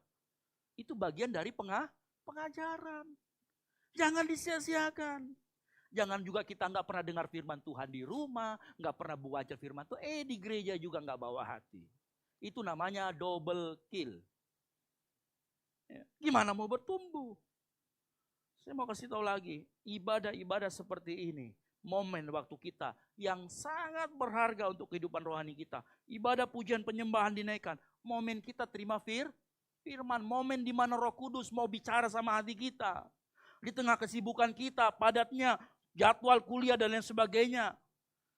Roh Kudus mau berbicara kok sama kita. Melalui firman Tuhan. Makanya saya mau kasih tahu. Jika seseorang datang ibadah dengan hati, Roh Kudus pasti akan bekerja dengan firman Tuhan. Kalau engkau bawa hatimu, Roh Kudus akan berbicara sehingga apa yang kamu terima, apa yang kamu nyanyikan, apa yang kita sama-sama dengarkan, itu dapat menegur kita, itu dapat menguatkan kita, itu dapat mengarahkan hidup kita. Tapi kalau kita main-main saat kita ibadah, kita nggak fokus. Ya. Makanya dengar baik, ibadah selalu jadi momen pembaruan. Ketika seseorang bukan hanya datang dengan tubuhnya, tetapi datang dengan hatinya yang mengerti katakan amin. Kalau hari ini mungkin kau datang ke gereja dipaksa sama temanmu, bilang sama temanmu, terima kasih kau sudah datang bawa saya ke gereja. Terima kasih kau sudah paksa tarik-tarik kakiku tadi pagi. Plus disiram sama air. Air panas lagi kan begitu ya. Melepuh. Untung bukan air raksa. Nah, gitu ya. Bapak Ibu, firman Tuhan jelas. Jangan hindari-hindari jam-jam doa, jam-jam ibadah. Jangan sampai hidupmu gak pernah baca Alkitab, gak pernah doa. Sudah gak pernah doa, gak pernah ibadah. Jam-jam ibadah pun dihindari. Lama-kelamaan kau bisa kehilangan sesat. Makanya orang bisa kosong, kenapa? Gak pernah hatinya diisi dengan database firman Tuhan. Makanya dia bilang, kok saya kosong, kok gak meaningful. Kamu isi apa hidupmu? Karena dengar baik, engkau itu desainnya Tuhan. Kalau desainnya Tuhan, hatinya, hatimu, hati kita diisi akan meaningful kalau dengan firman Tuhan. Karena kita ini ciptaan Tuhan. Halo? Ya. Engkau yang sudah datang hari ini beribadah, gunakan waktu beribadah dengan benar. Saat engkau menyanyi, engkau rasakan Tuhan, angkat tanganmu, jangan malu-malu. Menyembah Tuhan, ngomong Tuhan itu baik, aku bersyukur, jangan malu-malu. Ya, apalagi kayak kita di gereja karismatik. Tuhan izinkan kita berekspresi di hadapannya Dia. Nggak usah lihat kanan kiri. Itulah kenapa kadang lampu kita matikan supaya kamu nggak perlu lihat. Mukanya menangis kayak bagaimana. Nggak perlu. Kamu fokus di depan. Itulah kenapa di karismatik kadang lampunya dimatikan di depan supaya orang hanya fokus ke depan. Tidak lihat kanan kirinya. Ada Tom juga yang bahasa gini-gini. Temannya yang lagi menangis Bombay dia foto. Beredarkan di grup keluarga lagi. Lihat gue pergi di gereja karismatik ke menangis. Kalau dia lagi berekspresi biarkan berekspresi. Menangis juga bukan buat kau, buat Tuhan. Pakai momen-momen kita ibadah yang setuju katakan amin. Nah, kita lanjutkan lagi ya. Nah, kita itu bisa miliki Roh Kudus. Tetapi kalau kita mau jujur juga, kadang-kala kita itu masih mengikuti dorongan yang lama, masih mengikuti perbuatan daging, apalagi perbuatan dagingnya enak, betul atau tidak? Ya kan orang percaya itu sebenarnya sudah ada Roh Kudus dalam dirinya. Cuman Roh Kudus kadang-kadang disuruh kayak anak kos.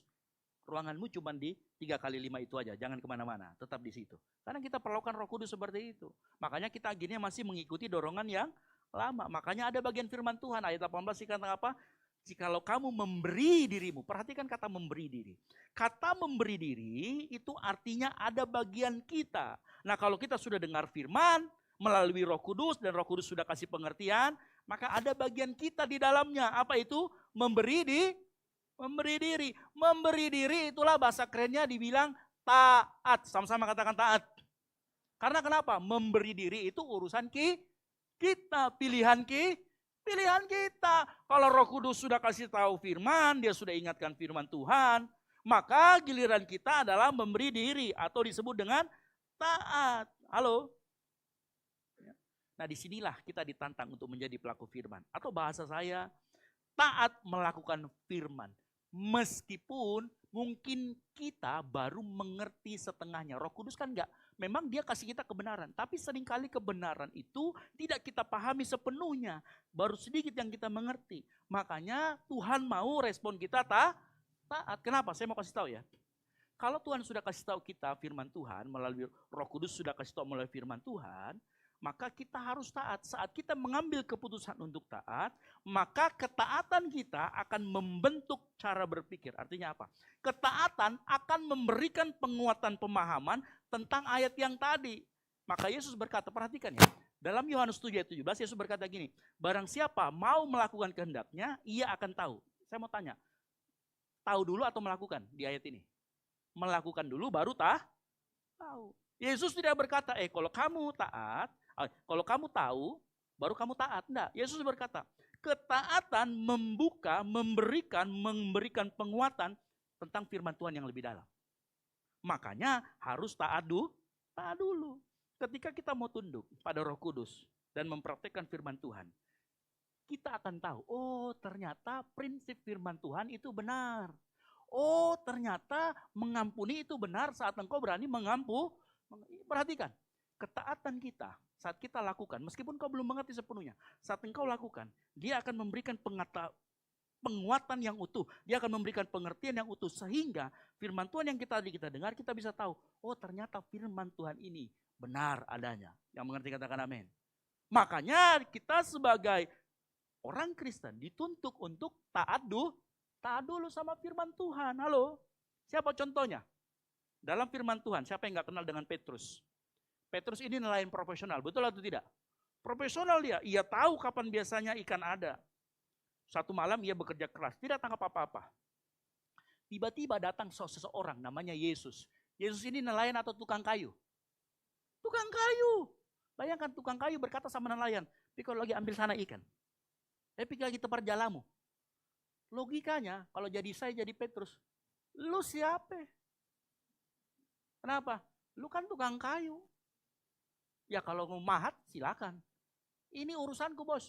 Tidak ada tanda-tanda ikan di sana. Tapi apa yang dikatakan sama Petrus? Karena engkau menyuruhnya, aku akan menebarkan. Nanti baca Lukas 5 ayat 1 sampai dengan 11. Perhatikan urutannya. Petrus tidak mengerti seutuhnya. Tapi dia mengerti siapa yang ngomong. Karena waktu itu Yesus sedang mengajar. Backgroundnya seorang tukang kayu, tapi dia mengajar. Ya. Apa yang dilakukan Petrus? Petrus taat dulu. Dan apa yang terjadi sama dia? Dia mengalami mujizat tangkapan ikan yang luar biasa. Betul atau tidak? Dan pengalaman Petrus itu membuat Petrus tahu Yesus sebenarnya siapa. Makanya dia tersungkur. Tuhan, aku orang yang berdosa. Engkau gak layak ketemu sama aku. Betul atau tidak? Makanya dengar baik Bapak Ibu. Banyak orang menunggu pengertian sebelum taat. Padahal seringkali pengertian yang utuh datang setelah engkau taat. Halo?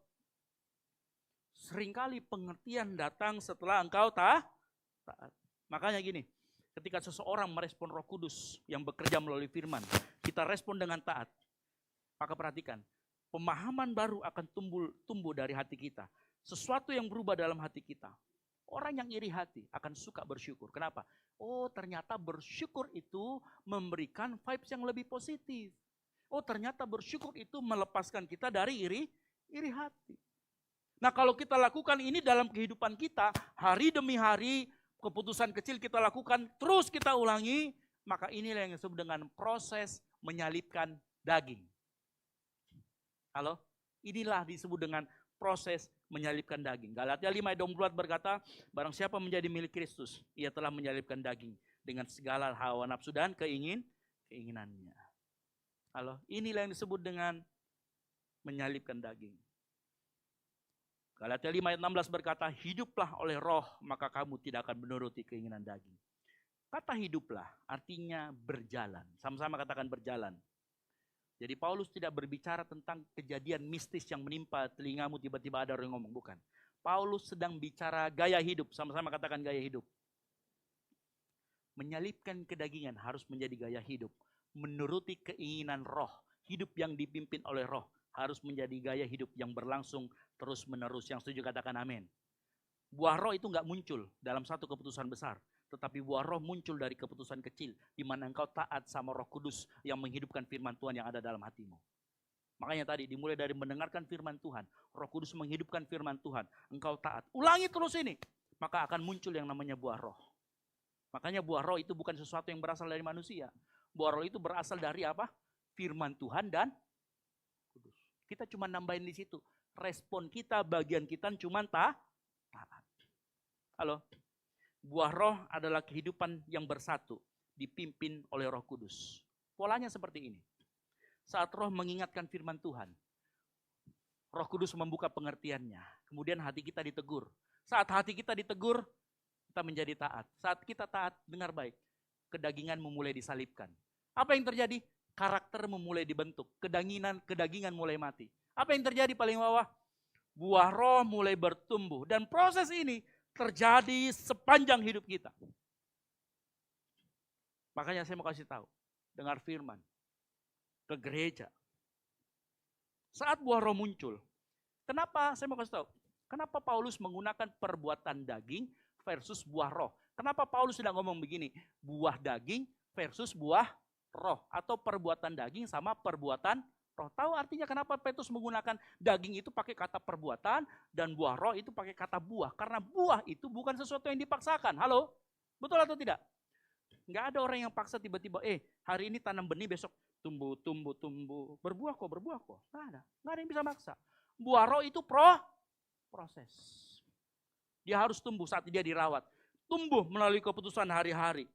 Buah daging, enggak sebut di buah daging, kenapa? Karena perbuatan daging asalnya dari manusia. Engkau bisa lakukan saat itu juga, makanya nikmat rasanya. Ya. Ingat, buah roh adalah sesuatu yang bertumbuh secara alami dari kehidupan dalam pohon. Buah roh bukan diproduksi manusia. Buah roh diproduksi oleh Roh Kudus dan firman Tuhan. Bagianmu taat. Tapi perbuatan daging tidak melibatkan roh, itu melibatkan dagingmu sendiri. Itulah kenapa hukum Taurat kemudian disamakan. Tadi saya katakan, disamakan dengan perbuatan daging. Kenapa? Asalnya, akarnya sama-sama apa? Daging. Usaha bahasa Inggrisnya perbuatan daging itu work of flesh. Hasil kerja dari daging. Kita mau mengalahkan kedagingan, tapi hidup kita asalnya dari daging, nggak mungkin. Engkau hanya bisa menang kalau engkau hidup oleh roh. Yang mengerti katakan amin. Kalau kita lakukan itu, hasilnya apa tadi? Buah roh yang bertumbuh. Saya mau tanya, buah roh itu ada berapa? 1. Buah roh itu hanya kasih. Nah, ini mungkin kaget semua dengar. Tapi ada 9, Pak. Saya mau kasih tahu ya. Ini kemungkinan besar beberapa penafsir yang baru-baru ini nongol, dibilang gini. Kata buah roh, itu bukan buah-buah roh aslinya. Buah roh itu menunjuk kepada sesuatu yang tunggal. Dan kasih itu kata pertamanya. Jadi kemungkinan besar, kata bilang gini, ini ada kemungkinan yang hilang, tanda bacanya. Jadi sebenarnya buah roh itu kasih. Makanya di Korintus itu disebut gini, kasih itu sabar. Kasih itu murah. Jadi begini artinya, buah roh itu hanya ada 1 yang namanya kasih. Kenapa? Allah itu adalah kasih. Betul tidak? Allah kasih. Makanya saat roh Allah ada dalam diri kita, yang dihasilkan hanya kasih. Lalu kenapa ada kesabaran? Dengar baik. Kesabaran itu adalah kasih yang menikmati, kasih yang bertahan. Betul tidak? Saya dibikin daftar. Sukacita, tahu apa itu sukacita? Itu kasih yang menikmati Tuhan. Jadi ternyata sukacita, damai sejahtera, kesabaran, dan 8 yang lainnya adalah bentuk kasih dalam berbagai situasi. Damai sejahtera itu kasih yang menciptakan kedamaian. Makanya kita disebut anak-anak yang membawa Damai. Kasih, kesabaran, makrotumia itu kasih yang bertahan terhadap kelemahan orang lain. Kemurahan, kasih yang memperlakukan orang lain dengan baik. Kita suka memberi kebaikan. Kasih yang diwujudkan dalam tindakan yang benar. Kesetiaan. Kesetiaan, kasih yang diwujudkan, kesetiaan, kasih yang dapat dipercaya. Makanya kan 5 talenta bilang apa? Baiklah engkau hambaku yang baik dan setia dapat dipercaya, itu setia. Kelemah lembutan, kasih yang rendah hati menggunakan kekuatan. Yesus pernah ngomong, aku bisa panggil 10.000 pasukan malaikat, tapi Yesus nggak ngomong. Kenapa? Karena dia kasih. Kasih penguasaan diri, itu kasih yang mengendalikan diri demi kebaikan orang mengalah. Semua itu adalah bentuk kasih, bukan ada buah roh cuma satu, namanya kasih. Bentuknya ada 8. Makanya saya lebih suka gambar yang ini ketimbang gambar buah roh. Kasih itu ada seperti prisma. Dia memancarkan kasih, bentuknya bisa damai sejahtera, kesabaran, kemurahan, kebaikan, kesetiaan, penguasaan diri, kelemah lembutan. Ini manifestasi dari kasih. Makanya di Korintus disebutkan apa? Kasih itu sabar, kasih itu murah. Bentuknya, tapi satu buahnya kasih, karena Allah adalah kasih. Kalau ini terjadi dalam kehidupan kita, luar biasa. Makanya saya mau kasih tahu. Kolose 3:14 berkata apa? Karena di atas semuanya itu. Paulus nggak ngomong, kenakanlah kesabaran, bukan. Karena kasih yang bersabar sama orang lain namanya, kasih yang bertahan sama orang lain namanya sabar. Paulus cuma ngomong satu, kenakanlah kasih. Kasih ini inti dari semuanya. Ya. Dan saya mau kasih tahu. Karunia roh tanpa kasih bisa bikin konflik. Buktinya apa? Jemaat di Korintus. Jemaat di Korintus itu saking banyaknya karunia roh, tapi nggak punya kasih. Makanya Paulus ngomong, sekalipun aku bisa bahasa malaikat dan sebagainya, tapi kalau aku nggak punya kasih, aku sama dengan gong yang gemerincing. Tong kosong nyaring bunyinya. Itu. Kasih yang utama. Halo? Dan dengar baik. Banyak orang konflik, nggak sepakat dalam komunitas. Sebagian besar berakal pada satu hal. Kita belum benar-benar mematikan kedagingan. Kita belum sepenuhnya memberi diri dipimpin oleh roh.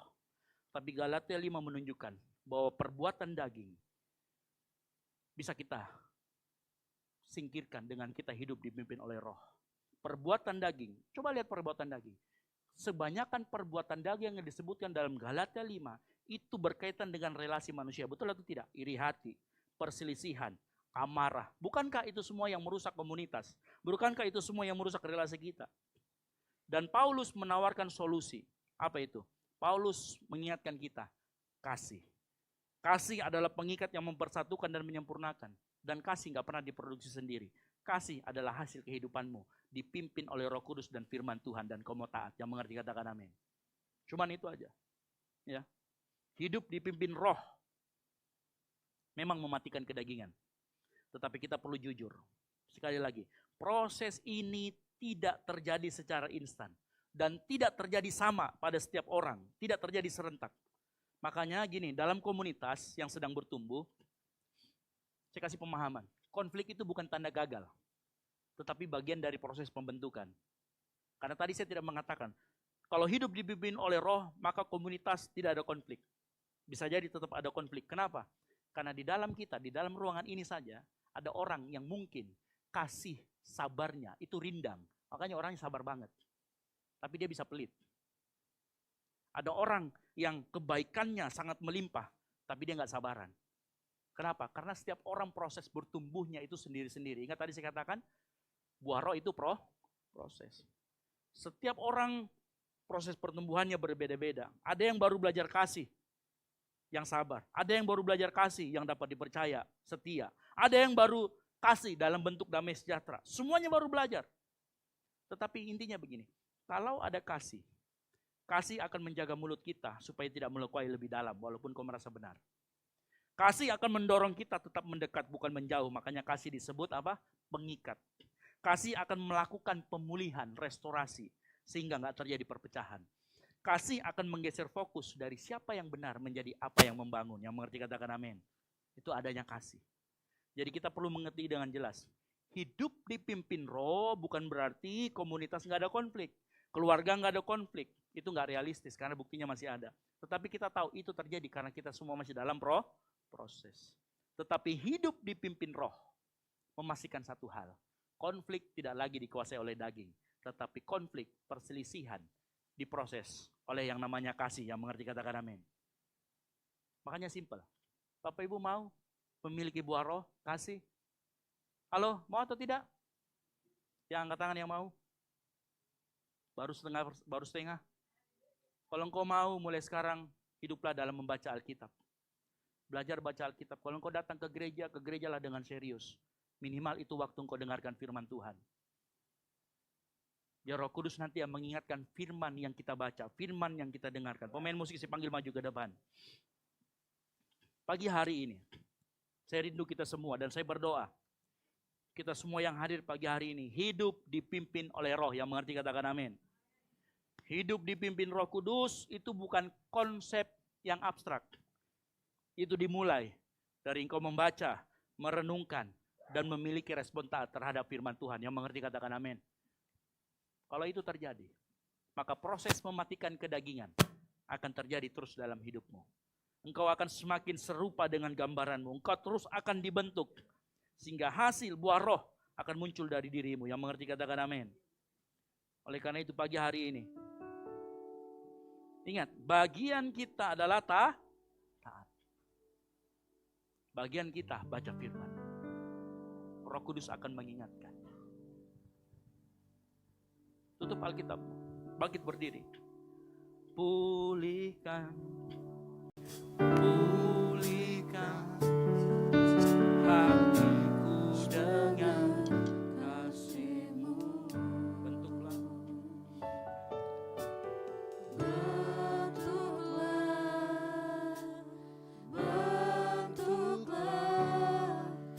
hatiku jadi seperti-Mu. katakan kekudusan.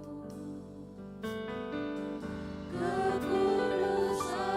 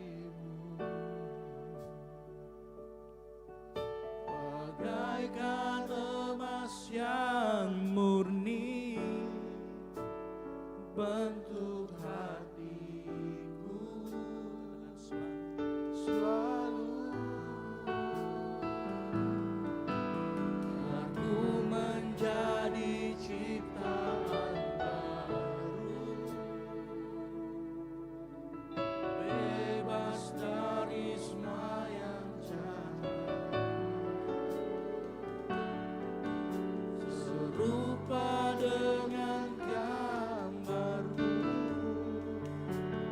Sucikan kuduskan hatiku, Tuhan. Sucikan Kuduskan hatiku, Tuhan. katakan sucikan. Sucikanku, kuduskan hatiku, Tuhan. Kasih tepuk tangan yang meriah buat Tuhan Yesus. Amin, amin, amin. Bapa di surga, kami sudah belajar pagi hari ini. Kami yakin dan percaya apa yang pagi hari ini kami terima mengubahkan hati, mengubahkan kehidupan kami. Saat firman Tuhan kami download, kami dengarkan, biar itu menjadi database dalam hati kami. Dan Roh Kudus bisa panggil itu seketika untuk mengingatkan kami. Untuk kami diubahkan, diserupakan semakin serupa dengan Kristus. Kami mengucap syukur, berterima kasih buat firman Tuhan yang Kau sampaikan pagi hari ini. Dan kami yakin dan percaya Tuhan, apapun yang Kau sampaikan, kami yakin dan percaya Engkau bertata dan Engkau mengatur kehidupan kami. Biar kami hidup dipimpin oleh Roh Kudus. Hidup kami mendatangkan kemuliaan bagi nama Tuhan. Hidup kami bukan membuat malu Tuhan. Hidup kami terus memuliakan nama Tuhan. Kami yakin dan percaya firman Tuhan hamba-Mu sudah sampaikan. Dan biar Roh Kudus yang terus menghidupkan firman itu dalam hati kami. Di dalam nama Tuhan Yesus Kristus. Yang percaya sama firman Tuhan dan diberkati oleh firman Tuhan. Sama-sama katakan amin. Baik, silakan duduk Bapak Saudara sekalian. Sebelum kita lanjut, kita akan melaksanakan baptisan pada siang hari ini. Ya. Dan saya akan panggil yang akan dibaptis pagi hari ini. Atas nama Renata Haleli Sumarto. Untuk maju ke depan dan dilihat oleh jemaat dan kita akan doakan bersama-sama. Ya, pagi hari ini akan dibaptis anak kita, saudara kita menghadap ke jemaat dan kita mau berdoa biar imannya terus diteguhkan. Bukan cuma sekedar ritual, tapi ini benar-benar sakramen yang hidup yang diwajibkan oleh Tuhan. Ya, karena firman Tuhan berkata, bertobatlah dan berilah dirimu dibaptis.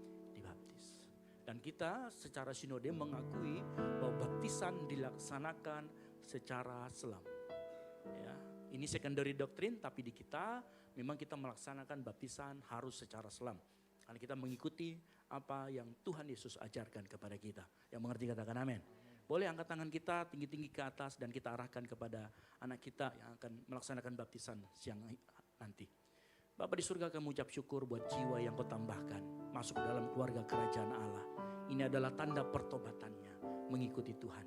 Oleh karena itu teguhkan selalu imannya, sertai selalu jalannya. Baik itu sebagai siswa, dalam kehidupan keluarga, dimanapun dia berada. Biar dia terus mempertahankan imannya kepada Tuhan. Di dalam nama Tuhan Yesus Kristus, teguhkan selalu. Mengucap syukur dan berdoa. Haleluya. Amin. Boleh kasih tepuk tangan buat kemuliaan nama Tuhan. Lalu yang berikutnya, ada Ibu Gembala.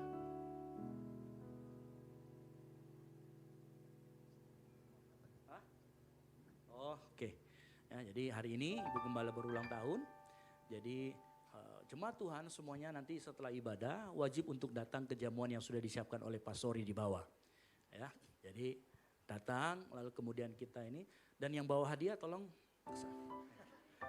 karena Ibu Gembala jadi yang mengatur saya gitu ya.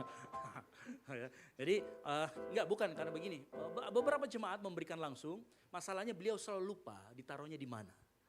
Gitu ya. Dan kalau misalkan biasanya saya akan mewakili untuk menyimpan dan akan dipergunakan semuanya untuk kemudian dipakai untuk merawat Ibu Gembala ya dalam perawatan gitu ya. Jadi ada yang menjaga di bawah dan karena kami sendiri juga harus merawat anak kami yang juga spesial sehingga kami tidak bisa sepenuh hati juga merawat Ibu Gembala, tetapi kami usahakan sebagaimana mungkin kami bisa juga mengimbangi gitu ya.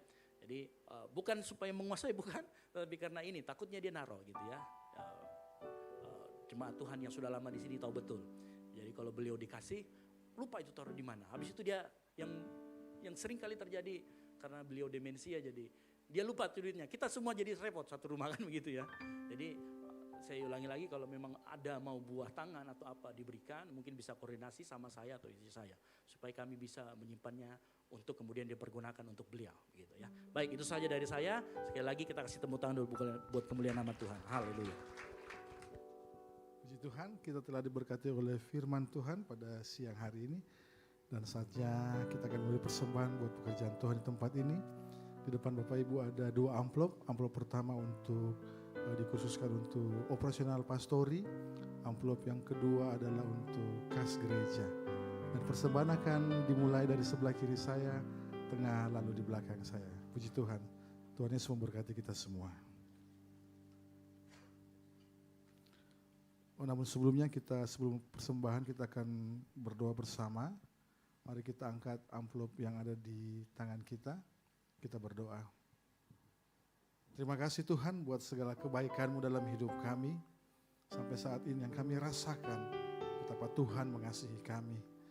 Dan Tuhan, kami mau rindu mempersembahkan apa yang sebagian dari harta yang kami punya Tuhan.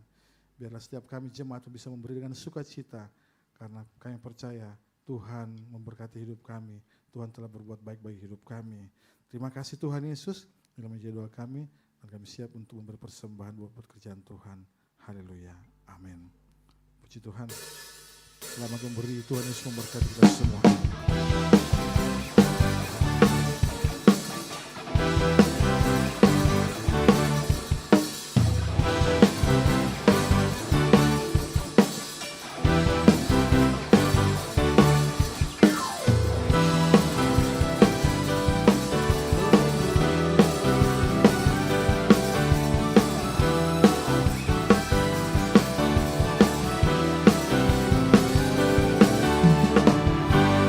Kaulah satu-satunya sumber dari segalanya. Kau kebenaran yang selalu tegak. Kau keyakinan sinar terang. Yesus Tuhanku berkuasa atasku, hidupku takkan sama. Ku tahu sungguh harusmu bagiku, hidupku takkan sama.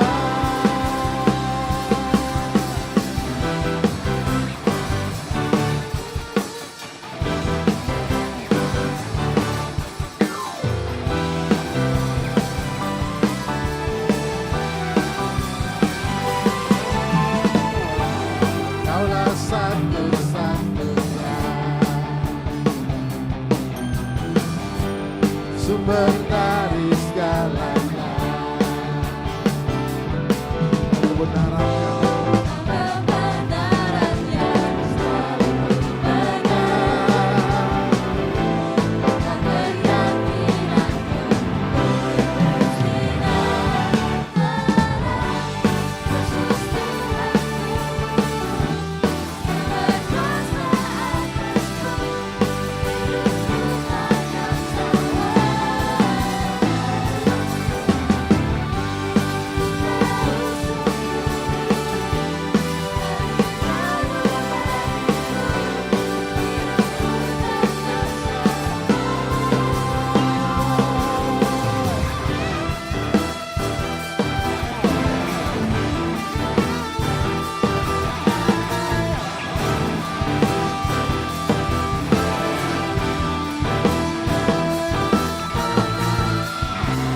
Kaulah alasan untuk ku hidup, hanya menyenangkan-Mu. Kaulah alasan untuk ku hidup, hanya Mari saya bilang jemaat Tuhan yang sedang memberikan persembahan bagi berdiri semua. Mari sama-sama kita naikkan pujian ini. Maka haleluya. Untuk ku hidup, hanya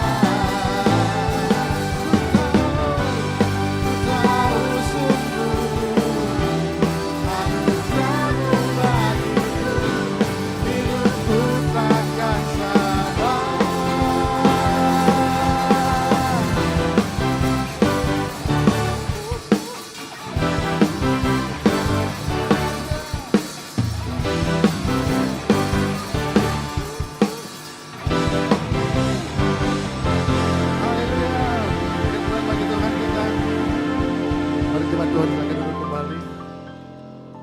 Puji Tuhan, pada siang hari ini kita akan mendengarkan bersama-sama persembahan pujian dari PMK Fakultas Kedokteran Gigi Unhas. Tempat dan waktu kami persilakan.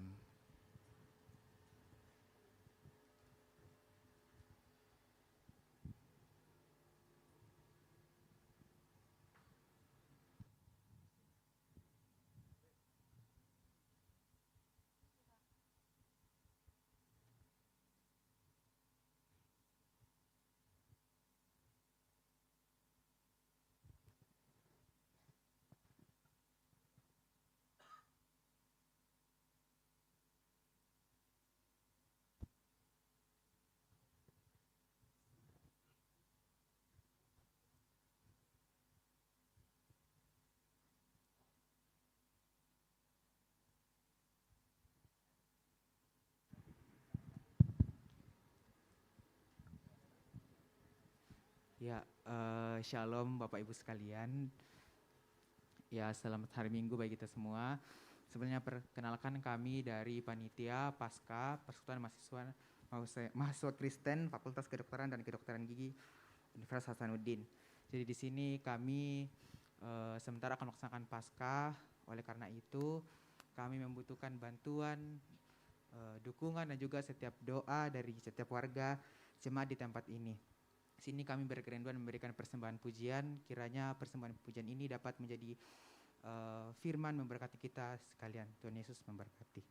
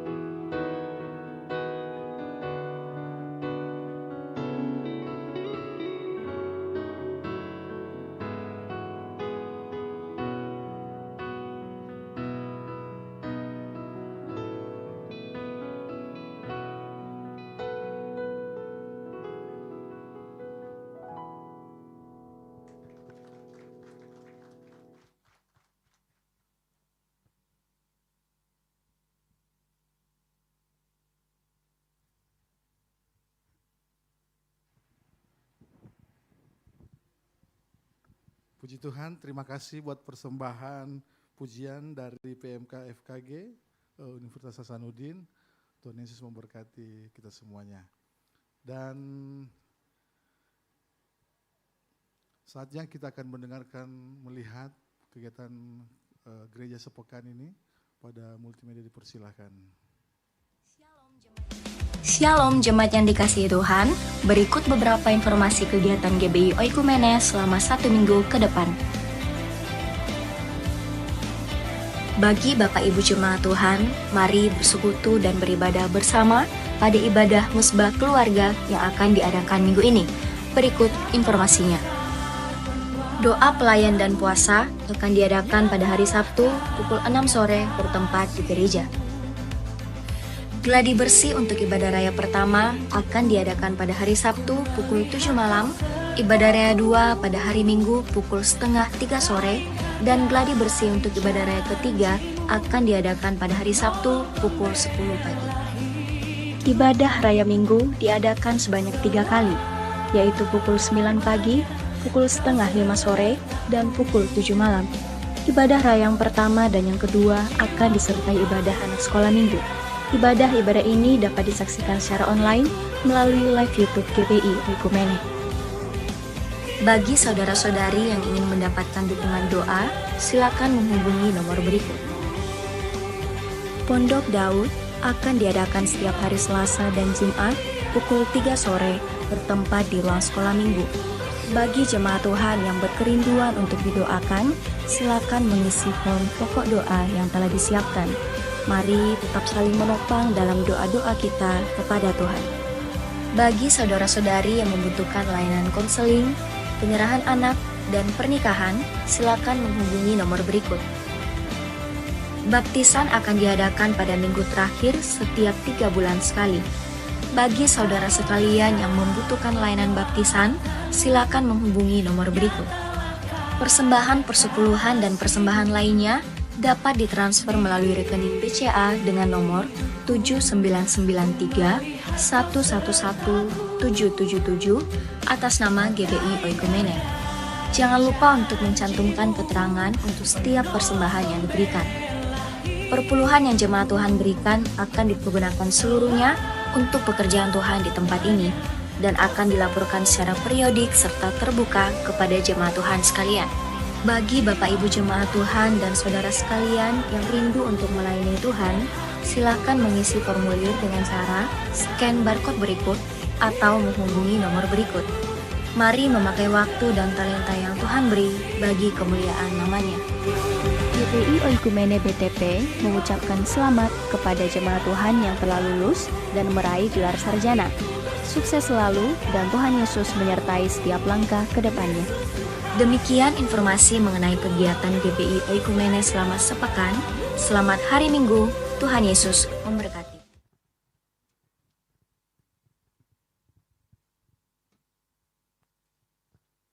Puji Tuhan, shalom. Seberapa banyak kita yang diberkati dengan firman Tuhan, mari lambaikan tangan kita. Puji Tuhan. Nah, hari ini izinkan saya menyampaikan beberapa pengumuman buat kita semua. Yang pertama-tama mewakili gembala, pengurus gereja dan jemaat GBI Oikumene mengucapkan selamat datang buat kita semua yang baru pertama kali hadir di gereja ini beribadah dengan kami di tempat ini. Saya yakin dan percaya mungkin kali ini kali pertama kita datang kita merasa sebagai tamu, tapi percayalah kedua kali kita datang kita sebagai keluarga di tempat ini. Amin. Nah, kami menyambut dengan penuh kasih Kristus Bapak Ibu Saudara yang ingin bertumbuh bersama dengan kami.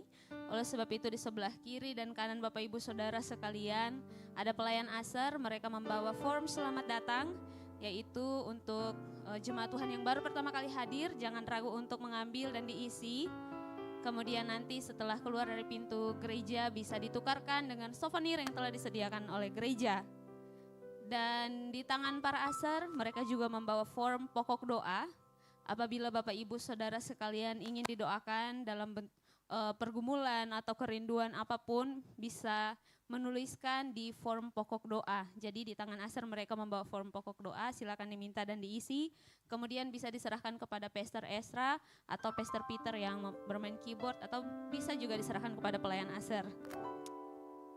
Selanjutnya pengumuman buat kita semua untuk kegiatan kita akan saya tambahkan sedikit. Hari Senin ada ibadah jaringan doa nasional. Itu hari Senin pukul 10 pagi di gereja ini. Jadi Bapak Ibu yang rindu berdoa bersama, silakan datang ke tempat ini jam 10 pagi kita akan mulai. Kemudian di hari Selasa ada mesbah keluarga di rumah Ibu Budi.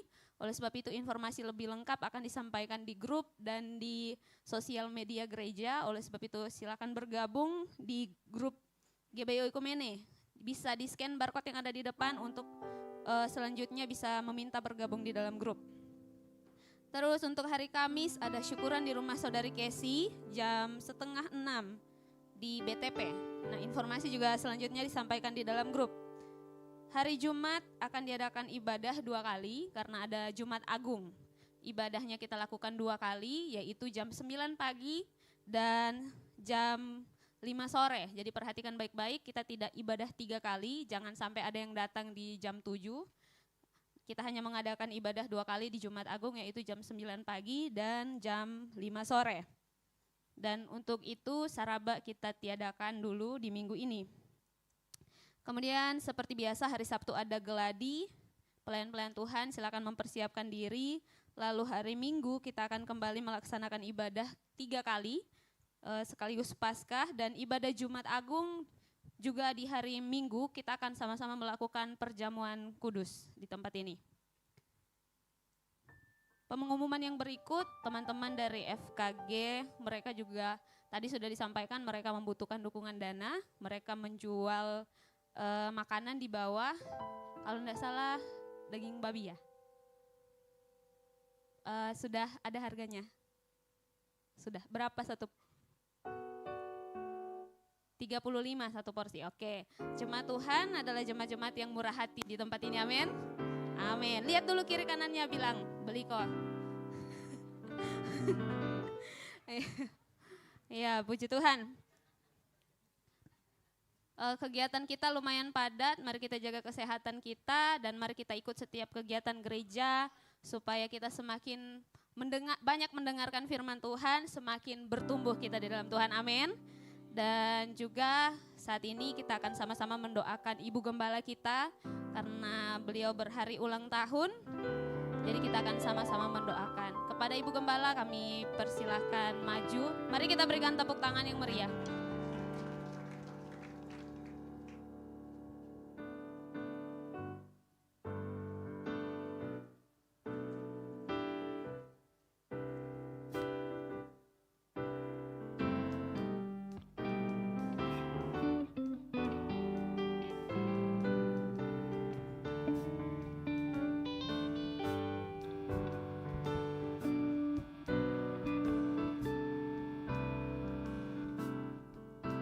Baik, cek.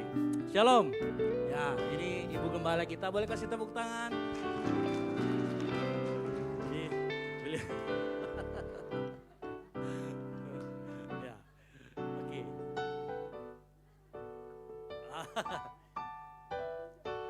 Ya, ayo Mami, Oma, didoakan dulu sini. Ya, baik mari kita angkat kedua tangan kita. Mau didoakan dulu. Pak Nana saya minta untuk didoakan.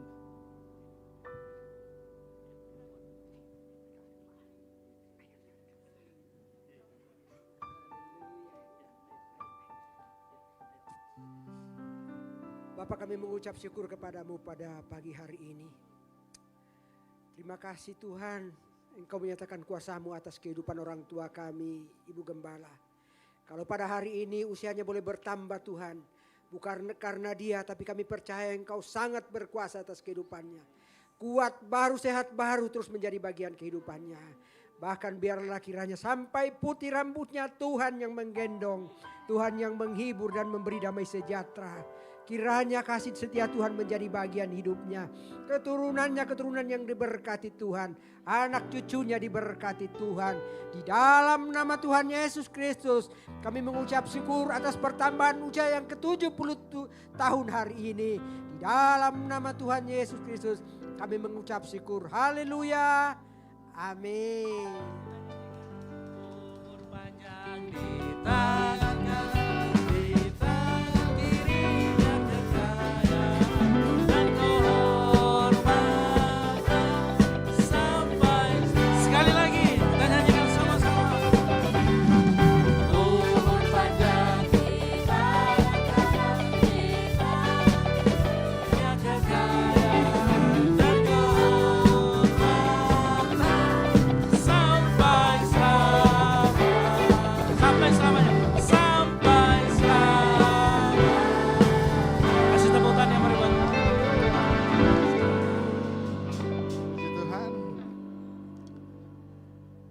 Puji Tuhan. Siang hari ini kita telah di penghujung ibadah kita pada hari ini. Dan kita akan segera mengakhiri ibadah kita. Saya undang kita semua bangkit berdiri jemaat Tuhan. Kita akan naikkan pujian bagi Tuhan.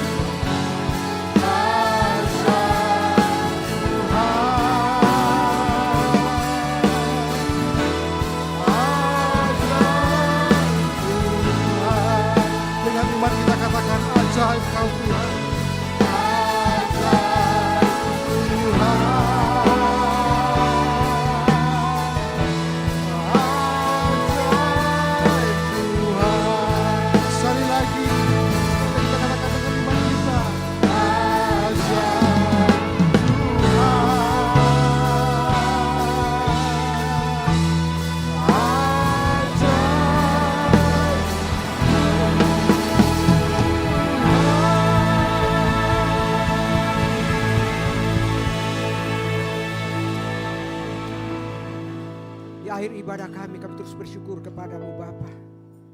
Terima kasih buat lawatanmu dalam jemaatmu pada pagi hari ini. Terima kasih buat puji-pujian dan penyembahan kami kepadamu.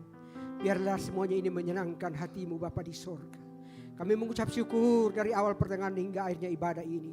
Nama Tuhan saja ditinggikan di tempat ini. Terima kasih buat firman-Mu yang datang pada pagi hari ini. Firman-Mu benar dan berkuasa Tuhan. Firman-Mu bagaikan pedang yang bermata dua, yang dapat menembus sumsum tulang kami Tuhan. Untuk kami belajar mempercayai, untuk kami lebih lagi taat kepadamu, belajar mengasihi dan mencintai Engkau Bapa. Sungguh-sungguh datang di tempat ini menyembah-Mu, meninggikan Engkau. Terima kasih Bapa. Kami mengucap syukur Bapa. Engkau sudah memakai hamba-Mu Pastor Restra untuk menyampaikan kebenaran firman-Mu pada pagi hari ini. Biarlah Engkau semakin pakai hamba-Mu menyampaikan kebenaran firman-Mu. Setiap kata yang keluar dari bibir hamba-Mu Bapa, nama-Mu saja ditinggikan, dimuliakan. Semakin banyak jiwa yang mendengarkan firman-Mu lewat hamba-Mu. Dan kami percaya kuasa-Mu semakin dinyatakan atasnya. Dimanapun hamba-Mu menyampaikan kebenaran firman-Mu, nama-Mu dipuji, ditinggikan. Bahkan pakai hamba-Mu jadi saksi-Mu dimanapun dia berada. Di tempat kerja atau dimanapun dia Tuhan. Engkau pakai lebih dahsyat lagi. Tuhan kami berdoa, Tuhan memberkati dia. Memberkati keluarganya, memberkati istrinya dan anaknya. Bahkan memberkati pekerjaan tangannya. Memberkati penggembalaan ini Tuhan. Biarlah penggembalaan di PTP ini banyak jiwa yang datang mencari Engkau di tempat ini. Terima kasih Bapa di sorga. berdoa buat orang tua kami Ibu Gembala. Hari ini berulang tahun yang ke-70 tahun. Kami mengucap syukur buat umur yang panjang, umur yang lanjut. Sampai putih rambutnya Engkau Tuhan yang menghibur dan memberi damai sejahtera. Bahkan pekerjaan tangannya di tempat ini. Ada buah-buah yang boleh dinyatakan di tempat ini. Banyak jiwa yang datang kepada Tuhan di tempat ini lewat hamba. Dan biarlah kiranya terus dia menjadi saksimu di tempat ini Bapa di sorga. Memakai dia menjadi orang tua rohani kami. Bahkan kami semakin melihat kuasa-Mu dinyatakan atas kehidupan orang tua kami. Ada kuat baru, sehat baru kiranya menjadi bagiannya. Semangat yang baru menjalani kehidupan. Di masa-masa tuanya ada Tuhan yang akan menopang dan menolong kehidupan. Terima kasih Bapa. Berdoa buat hamba-Mu orang tua kami.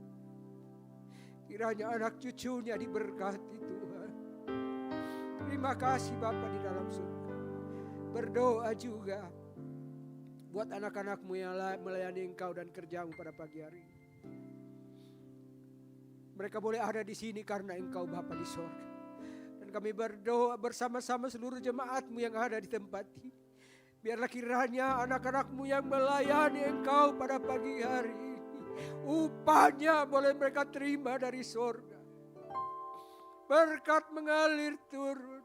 Setiap talenta yang dipakai oleh anak-anak-Mu melayani Engkau, mereka tidak akan kembali dengan kosong. Tapi ada urapan baru, berkat baru dalam setiap perjalanan kehidupannya. Bagi yang berkuliah, yang kerja, bahkan yang sedang mencari pekerjaan, kami berdoa dalam nama Tuhan Yesus. Berkat-Nya dinyatakan. Begitupun juga pergumulan umat-umat-Mu di tempat ini Tuhan. Kami tidak tahu apa pergumulannya, tapi kami percaya Tuhan yang kami sembah, Tuhan yang benar. Tuhan yang mengerti kedalaman setiap persoalan pergumulan umat-Nya.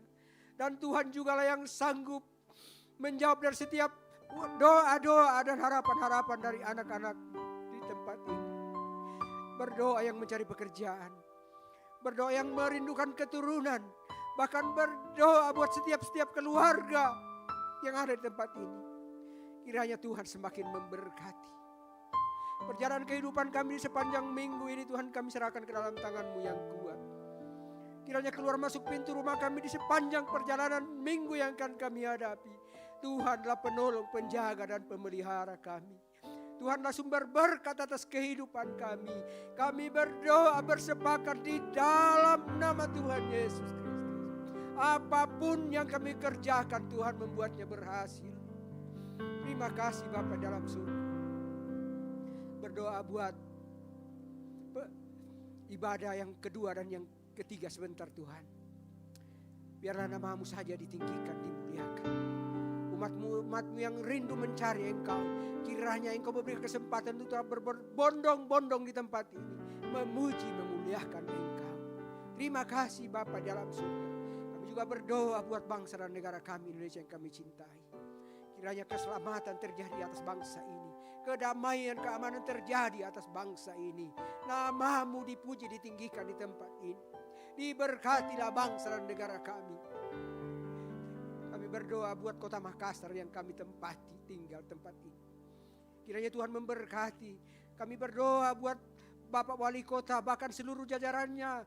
Tuhan memberkati dan memerintah di dalam takut akan Tuhan. Terpujilah nama-Mu. Dan kami berdoa buat penggembalaan di tempat ini. Kiranya jemaat di tempat ini menjadi jemaat yang semakin taat dan setia. Belajar mengasihi Tuhan. Menaruh hatinya sungguh-sungguh kepada Tuhan. Terima kasih Bapa. Ini doa dan syukur kami. Ampuni salah dosa dan pelanggaran kami. Ampuni ketidaktaatan kami. Dan biarlah kiranya lewat doa kami Tuhan menyatakan belas kasihan atas kami. Di dalam nama Tuhan Yesus Kristus kami sudah berdoa dan mengucap syukur. Dan berdoa seperti yang diajarkan Tuhan Yesus kepada kami. Bapa kami yang di sorga, dikuduskanlah nama-Mu, datanglah kerajaan-Mu, jadilah kehendak-Mu di bumi seperti di surga. Berikanlah kami pada hari ini makanan kami yang secukupnya, Dan ampunilah kami akan kesalahan kami, seperti kami juga mengampuni orang yang bersalah kepada kami. Dan janganlah membawa kami ke dalam pencobaan, tetapi lepaskanlah kami daripada yang jahat. Engkaulah yang punya kerajaan dan kuasa dan kemuliaan sampai selama-lamanya. Mari kita terima berkat Tuhan, mari kita angkat kedua tangan kita. Dengarkan firman Tuhan. Tuhan memberkati engkau dan melindungi engkau. Tuhan menyinari engkau dengan wajahnya dan memberi engkau kasih karunia.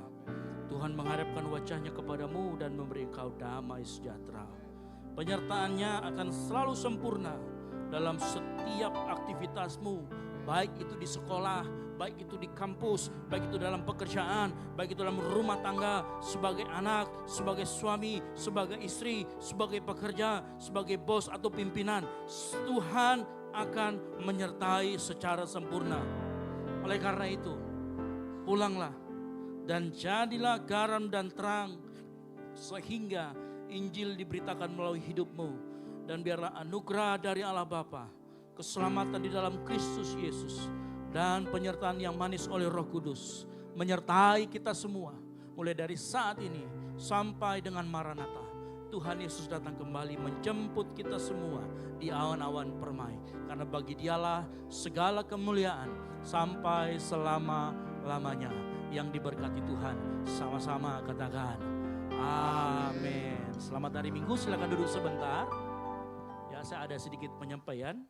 Dimohon kepada jemaat Tuhan ini jangan langsung pulang, karena sekali lagi kami sekarang sudah menyiapkan jamuan untuk Bapak Ibu Saudara sekalian, cuman memang agak sedikit terlambat karena ada kejadian yang mendesak sama cateringnya.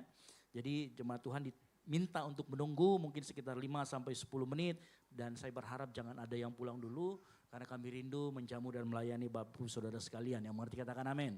Baik, demikian saya sampaikan, silakan mengambil satu duduk sejenak.